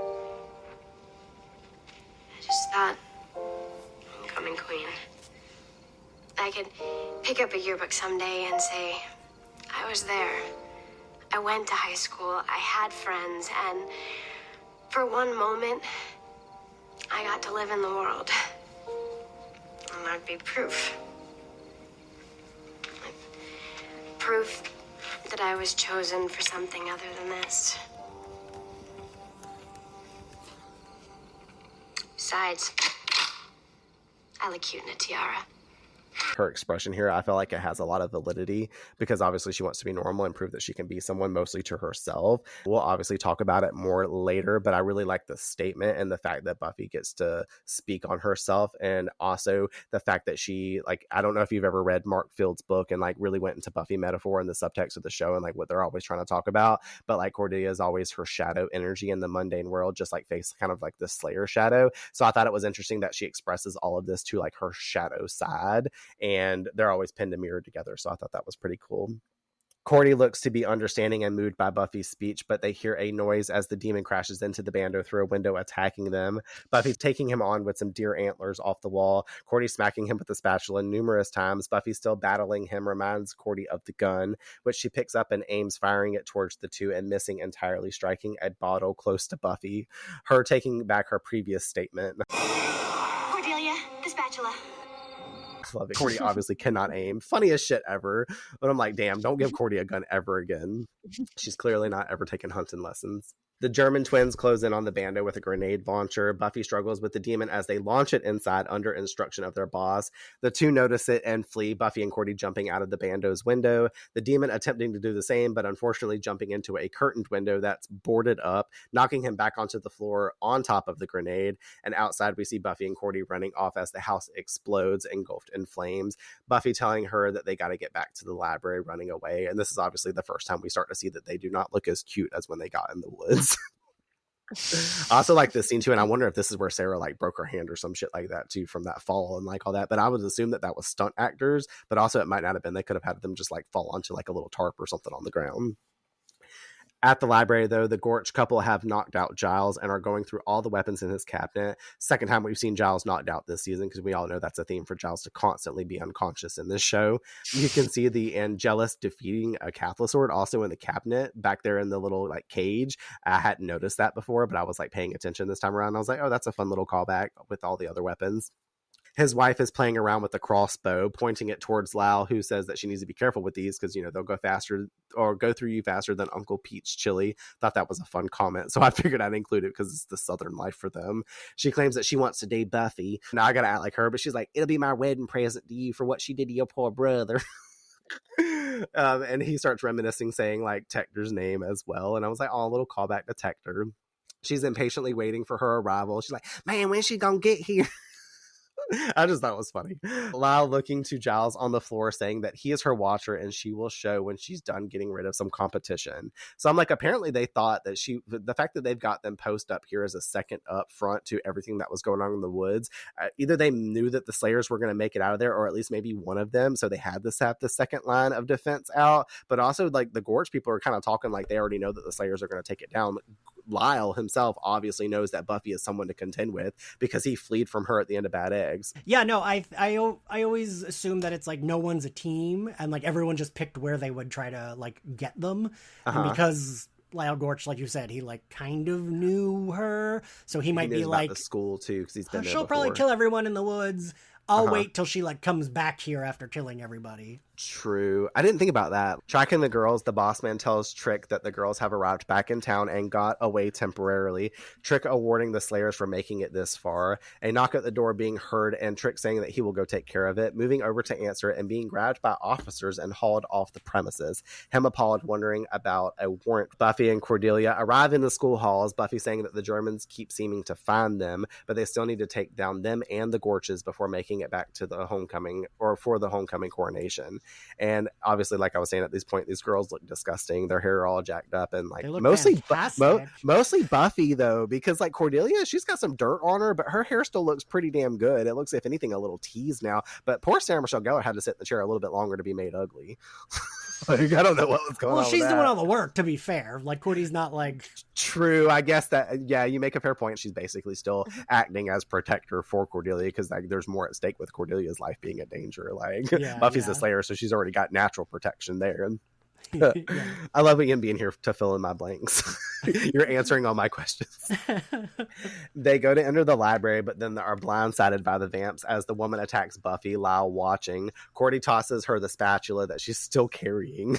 Buffy stakes her before being knocked down and out for a moment as we get the 2K per slay on Candy Gorge. I want to comment like for 2 seconds just on the fact that Buffy falls back into those little plants that are in the corner and then she literally gets knocked unconscious for a few moments. That is so inaccurate. Like, there is no way that one little shove back would make a Slayer pass out and leave Cordelia here. But obviously, we had to get her knocked out for a second so Cordelia could get her reigning, shining, supreme moment. But Cordelia obviously moves to Gorch as he's over here talking about, I'm going to kill both you Slayers for this. Cordelia steps in front of him and squares up to him, stating, Do you hear me? I hear you, you redneck moron. You got a dress that goes with that hat? Rip out my innards, play with my eyeballs, boil my brain and eat it for brunch? Listen up, needle brain. Buffy and I have taken out 4 of your cronies, not to mention your girlfriend. Wife! Whatever. The point is, I haven't even broken a sweat. See, in the end, Buffy's just the runner-up.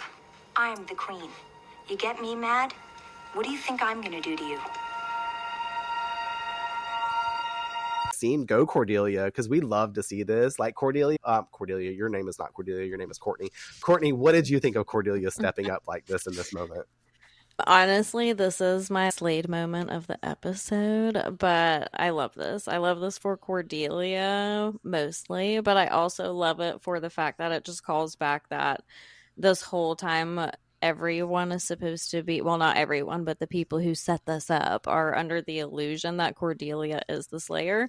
So the fact that she just kind of like doubles down and takes the initiative to just like have her moment in this way, I'm like, oh, go ahead, Cordy, you can have your moment. Yeah. Like have your moment. Yeah, and I was here for it. I liked it. I like that she kind of stepped into it and she really owned it. She owned that moment. Mm-hmm. I love it too. Yeah, I love it's one of my favorite Cordelia moments of like absolutely. So, yeah. Not even you're welcome. During, I'm just kidding. Let me stop. Well, I said one of. During lockdown, I had people do like little scene readings of Buffy episodes, and this I had Summer Bishop from The Magicians and a drag queen who happened to have like a nosferatu get up and was like, "If you want me to do anything, I'm filming myself in that makeup, so I can do some stuff for you if you want." So it's like Summer Bishop from The Magicians being Cordelia and a drag queen who has full like Nosferatu face with a cowboy hat doing Lyle Gorch. And it's like one of my favorite things I got to happen for the podcast. Oh my God, I love it. I feel like I literally need to sit and just talk to you at some point. Let me show you all of the videos that you've like collected over your life. This is the part where I told you in that text message that probably made me super uncomfortable, where I was like, I'm going to force you to be my friend. And then he just like left me on red. Not really, but basically he's like, I don't know you, kid. And I was like, you will one day. It'll be fine. No, but like, that's cool. I like that you have all these stories and you've been immersed in this world. That's honestly why I look up to you so much and why I think you're so fucking cool, because that's like awesome to have like the experience and just the like fluidity in this atmosphere of Buffy related content. Like it's fucking a gold mine. You're a gem of a person. I appreciate that. I don't know. I'm just a big fucking nerd, is how I always feel. Like, I don't know. Aren't we all? When I did a convention last year, I made the mistake of just like being by myself at a table, and it was like really hard to sell stuff because I needed to make money, and then like still talk to the people that wanted to talk to me about the podcast, because that was like super fucking flattering. I don't know. It takes away from what you're trying to do, but like it just like I wanted to do both, but it was like very hard to do both of this. You know what I mean? Like, so I don't know. It's always like I always like appreciate anyone who's like, oh, I like your podcast, because I don't know. I'm always like, oh, does anyone listen to this shit? Like, is it just like me and my friends talking? You have about a lot of followers. Stuff? Yes, everyone likes your content. You were one of the first names I started hearing whenever I was like doing my research and stuff like that on Buffy podcasts, like that I wanted to listen to and stuff. Like you're one of the originals as well. So like, I mean, you and Buffering are the first 2 top dogs. You know what I mean? So yeah, I always forget that we did kind of. I think they only started like a week before you. Yeah, like a month, something like that. I always, in my brain, they had been around like way longer than I had, but like I think it's like within the same year, I think, that we both started. Yeah, and they're really nice too. Yeah, they're like sweethearts. Absolutely. Okay, we can stop gassing up Ian for another 2 seconds. But speaking on Cordelia, obviously I have to give like my take on it and stuff. Like I said, go Cordelia. I fucking love the fact that she steps up here. Obviously, like last time in Bad Eggs, before I give my full Cordelia, like Gorch is intimidated by her and he decides that he does not want to end up slain. So he backs away and dips cautiously. And he's like, later, because he's all great about his one-liners before he exits. And Cordelia smiles as Giles wakes up. And I like this because Cordelia feels a sense of pride in herself for doing this. And I always go into metaphor and stuff like that. I have a whole section at the end of every episode where I talk about the metaphor and themes in the episode. But for this specifically, for Cordelia, Instead of screaming and running and relying on Buffy, Cordelia goes full alpha, glaring him down, talking tough, and essentially gaslighting a vampire into thinking that she's more dangerous than she actually is. Up until now, Cordelia has largely existed as comic relief, a romantic subplot, or a mouthpiece for harsh truths in the show. But here, it's like the moment that she finally acts. She's not rescued. She doesn't freeze. She makes a choice under pressure and controls the situation with nothing but her voice and her attitude, which is obviously great components and things we often see a Cordelia chase.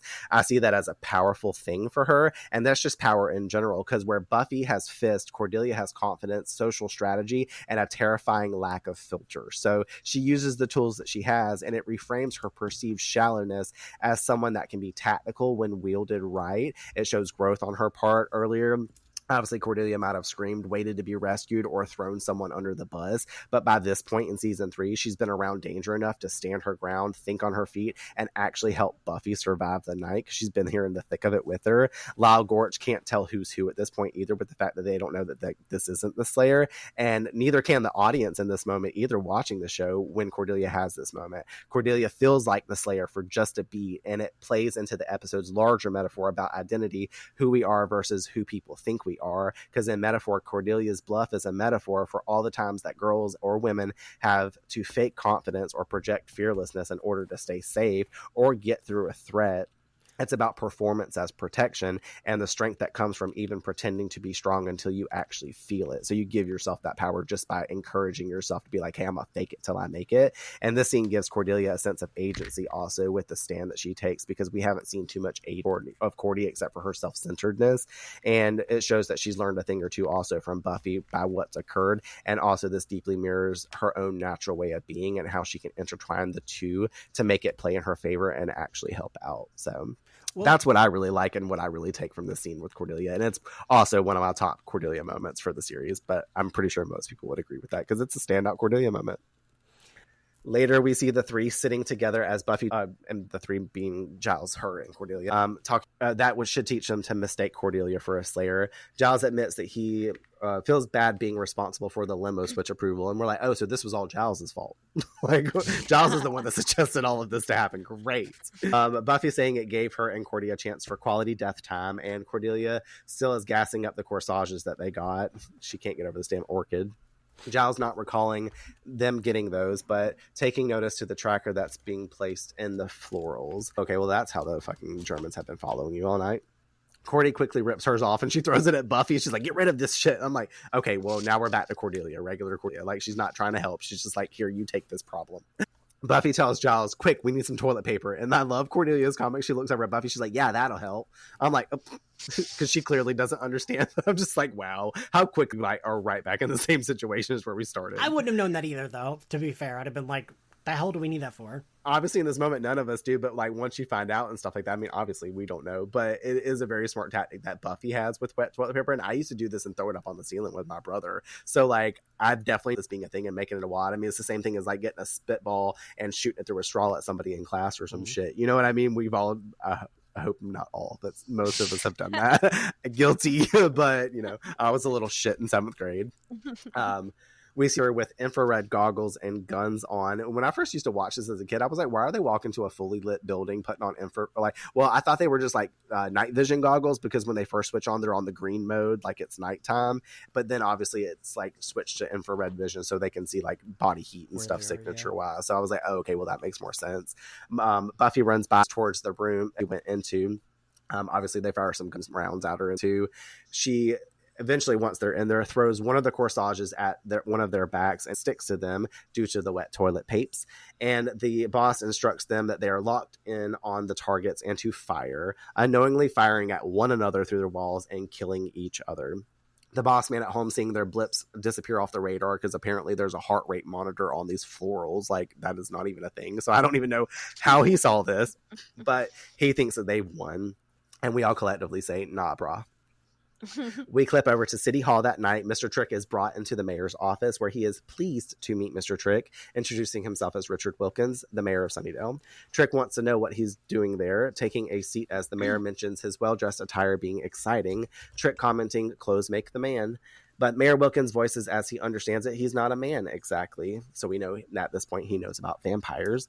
He goes on to tell him that he's been a really long time and likes things to run smoothly, noting also this is a big year for him. Trick guessing election year. Yeah. I love how we just said that in sync. Something like that. Trick thinking this is the part where he tells him he's not welcome and he doesn't belong in his little town, and how that crusade grew tired long ago before he became a vampire.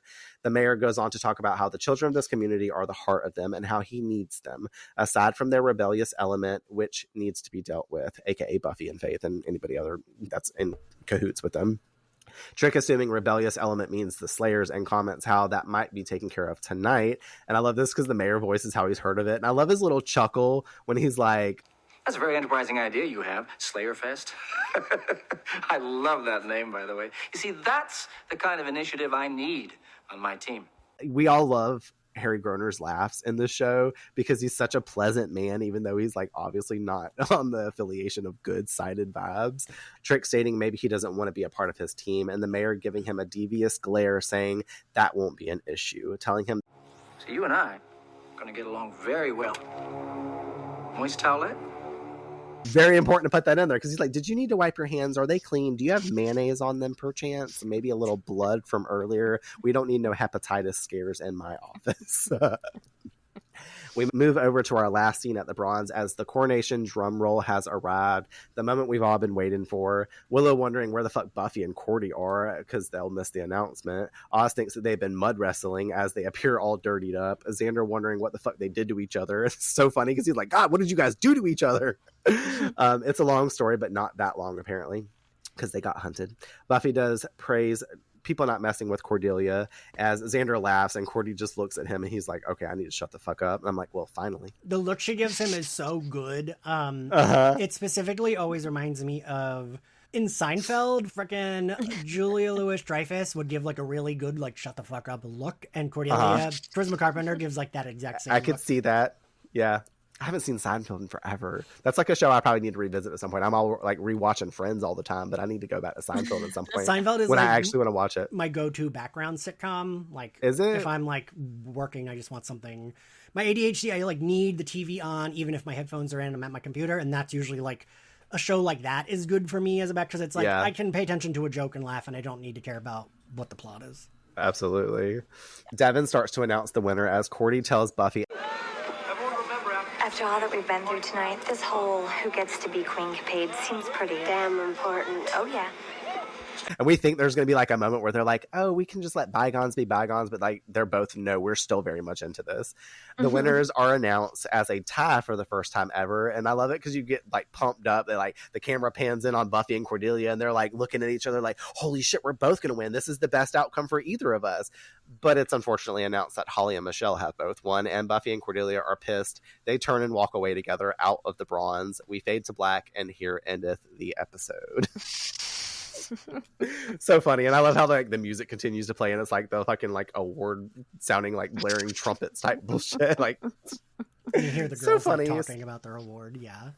Yeah, so I forgot that it like cues off on them. It's so funny, but I'm like, well, at least Buffy and Cordelia walk off together. I love to think that they went outside. They were just like bitching about it on the way, like wherever, Cordelia got in her car. She's like, you want me to take you home? And she's like, yeah, let's go get food because slaying always makes me hungry and horny.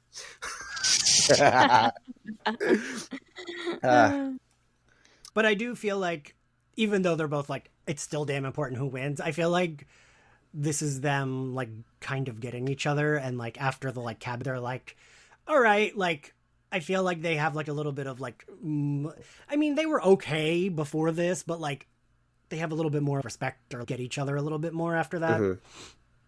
Absolutely. That's why I was like, they go outside and they have to talk about it. But honestly, moving forward, like that is an atmosphere that they like kind of can pull into and stuff. And we'll see whether or not that does come to fruition or not.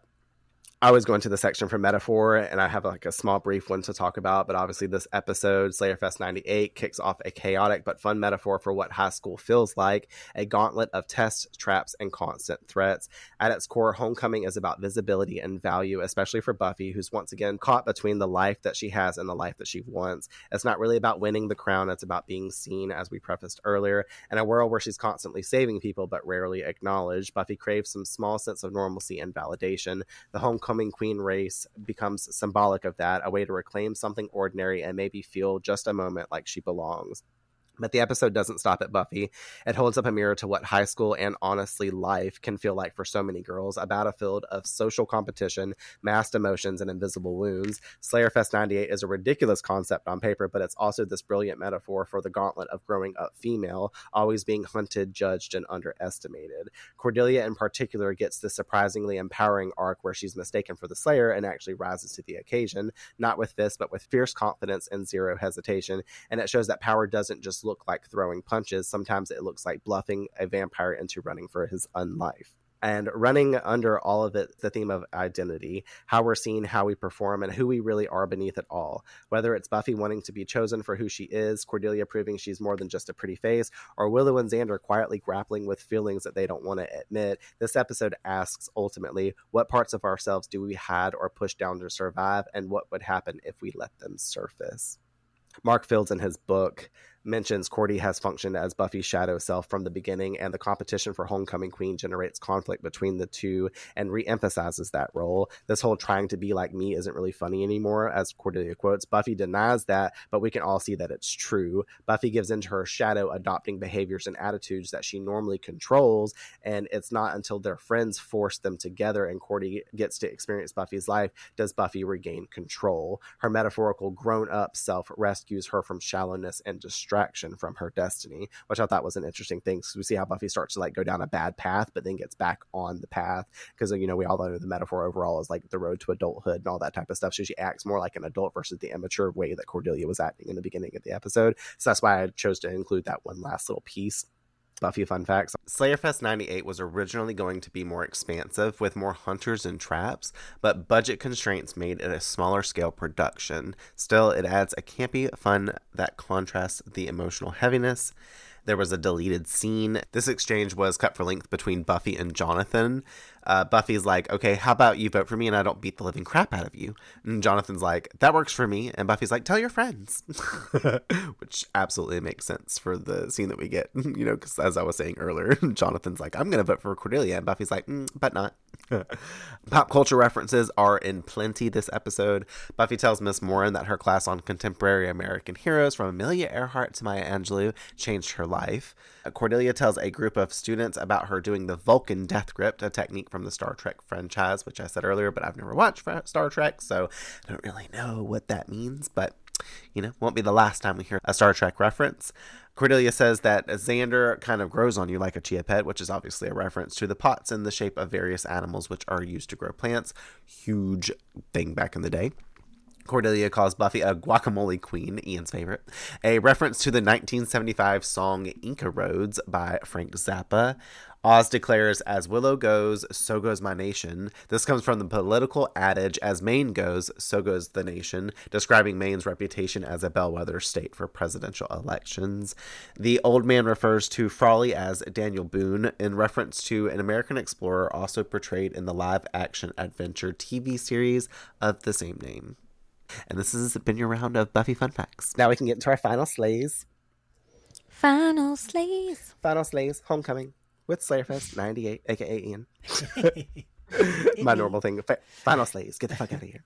As I've been saying, quotes from the episode. I just have two, and mine both took place between Buffy and Cordy banter, but the first one was when Buffy was like, thanks Cordelia, humiliation is really good for my color, when they were talking at the beginning. In the very beginning, yeah.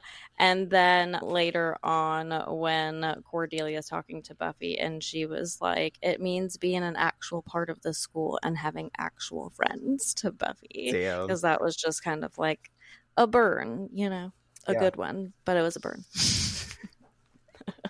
What about y'all? Mine is, I love when Cordelia, it's the way she says the word guacamole. I don't know why it always stands out to me. She's like, just because you were a guacamole queen. Like, her delivery of that word always sticks with me. Just because you were a guacamole queen when you were 3 doesn't mean you understand how this works. Yeah. Also, I think it's a good insult. And then guacamole queen. And then the end when she's like everything she says to Lyle, like everything, like from like, do you have a dress that goes with that to like, I'm the like, it's just everything she says in that scene. So those are like my favorite. Oh, I love it. I have two as well.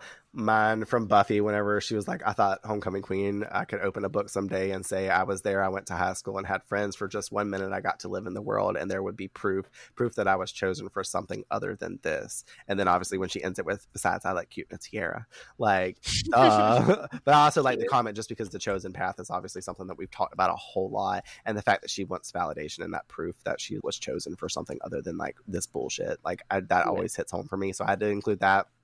And then I really like Mr. Trick's quote whenever he's like, if this is all part of that where you tell me I don't fit in here in this quiet little neighborhood, you can skip it because that all got old long before I became a vampire, if you know what I'm saying. Like, he says it without saying it, but obviously there's a whole racial issue thing that he's bringing up and they're like making known in the show. So I love the fact that the show is going here because they had the comments that he made in Faith, Hope, and Trick about how, like, you know, the Caucasian persuasion and just the comments obviously as a black man on the show, like giving him some kind of empowerment and stuff as a person of color. Like, I absolutely love that quote that he makes and how he's still making comments about this. And then also that obviously he's became a vampire and he's still being a fucking badass. So he's like, haha, I outweighed all these damn white people that probably used to hate on me back in the day too. So it has a whole lot of sub layers that I really like about it.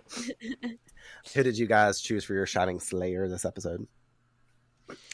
I wanted to initially go with Cordy because, you know, obviously, like, she rose to her occasion and she stepped into a different version of herself. Let's just put it that way. That really did kind of shine and almost outshine Buffy, like, as far as the wit of the episode is concerned, or like the quick thinking or whatever. I'm waiting for your butt. But, yeah. but I think obviously it's a dual effort for me between Cordelia and Buffy, because the tension that they had to work through, we wouldn't have gotten anywhere if they didn't do that together, and that was a conjoined effort.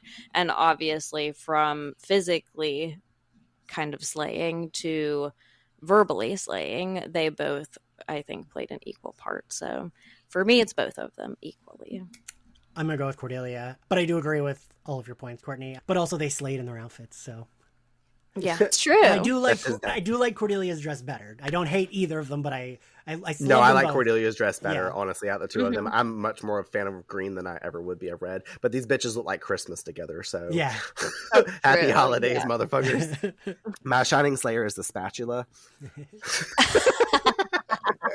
Low-key as a joke. Obviously, overall, it's Buffy because she had to keep a level head and obviously be literally slaying all episode. Cordelia had her moment in the end, so like she's like our Shining Slayerette. But I literally did put the spatula as my main Shining Slayer just because it was used immaculately by Cordelia when she's trying to smack like the demon like as it's attacking Buffy, and I thought that was so humorous. But then also it's used back later to kill the Gort's wife, so I thought that was funny. So I was like, that's my Shining Slayer this episode because it was Buffy technically that did that. So. Yeah. What was giving you guys the weekly wigs? Oh god, mine is so easy. It's Willow and Xander. Same. Can't. Yeah, I just can't deal with them essentially cheating on their partners. Like, I like that. Like, that's not like they're mismatched, because I think they're just wildly mismatched. It's like watching, like, I don't know, two like seals try to kiss. I don't know. It's just like what? I don't like I said, for me, it was, I mean, I can't even say I was like with it in season one. In season one, the dynamic for it to be brought up made more sense. Now that we've been through what we've been through, and like Brandon keeps talking about the cheating thing, like now that that's in place also, it does add a layer of like the cringiness is like doubled because of that circumstance. But even if they were single, I can't say I would feel that differently about it, just because this is unnecessary to me. I'm like, why are we putting this in here? It seems rather inconvenient. It seems messy, like Brandon said. And yeah, it's just like it's not even a weekly wigs. It's just a wigs for like the whole entire series. It's a series wigs. I know a lot of people that would agree with you, so that's great. Well, I'm glad we're in unison about that, because that's not the vibe. That Slade moment, I know, Courtney, you said yours was Cordelia in that moment, so we already know yours. Did you have the same one or a different that Slade moment?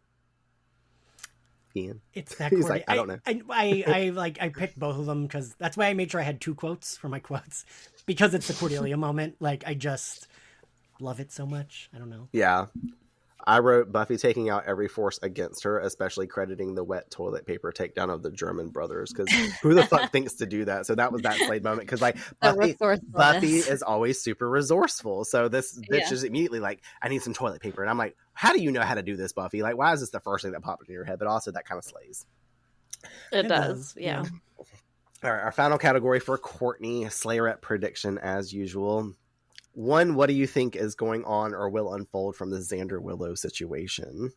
I mean, dare I say, and I think obviously, like, I hope no more. And as they said, it's a fluke. I hope that it is, but I don't think so, just because the show loves to be extra problematic for no fucking reason at all. So I foresee more of this happening. Unfortunately, I just couldn't tell you how this will come to the surface and what will happen when that does. So that's going to be interesting. All right. And then, as always, our next episode is entitled Band Candy. So what do you think is going to be happening in that episode?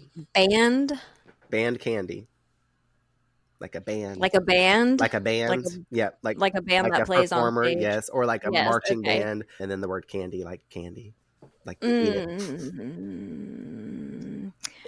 Is this like Oz-centric related? No, is it Oz's band? I will breadcrumb you, as I typically tend to do sometimes, but this is the episode that I told you is mildly Joyce-centric in a way. Like, obviously it's got a lot to do with other people, but like this is an episode that kind of like really reels in some interesting Joyce content. Jesus, I have no idea. That made me more confused than I was before when you gave me the title. You might be the same way by the time we end that episode.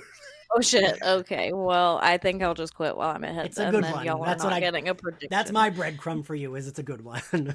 It's a really good one. This is like if everybody like in the Buffy universe, Buffy fandom, all of that had to give like top 15 episodes. This is always probably going to be in their top 10, 100%. Like this is an episode that like always ignites us. It's such a fun episode to go through and stuff. I've been excited to like see it. I wish I could technically watch it with you, but it's not. And everybody has been messaging me. They're like, "Are you going to make Courtney react to Band Candy?" And I was like, probably not. Like, but maybe I'll tape some of my own reactions. There you go. Record yourself watching it and send them to me.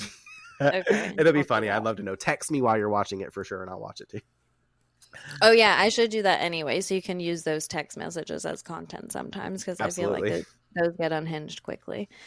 All right, you guys. Well, thank you everyone for coming to listen to this episode. Ian, thank you so much for coming to join us again to cover Homecoming. It was such a perfect episode, as I said, to have you on for it, and such fun conversation. I honestly enjoyed it a lot. But before we wrap up, let folks know what you got going on currently in your world and where they can find you if they want to keep up with you in all things SlayerFest 98. You can find SlayerFest 98 at SlayerFestX98 on all social media platforms. We are currently between seasons. Angel season 4 is coming up. As to when, I'm not positive, but we're doing like Buffy revival news updates, like shorter episodes. Me and Zachary Patton Garcia are doing them. And subscribe to us on YouTube and Spotify and anywhere else you listen to your podcasts. And also I have My Bloody Judy, a horror podcast with Zach, at My Bloody Judy everywhere and on all podcast places. Awesome. All right, listeners, let us know what you think of this one. Is it a fave for you? Do you like the mishap team up of Buffy and Cordelia along with their rivalry? What do you think of the Willow Xander situation? And also, are you just as happy as us that Buffy and Scott are no fucking more? Share your thoughts, and we will meet you all back here next week to discuss one of the most fun episodes of this season. We'll talk to you then. Yay. I have an idea. We talked to these people. We explained that I'm not a slayer, and they let me go. Look out! No!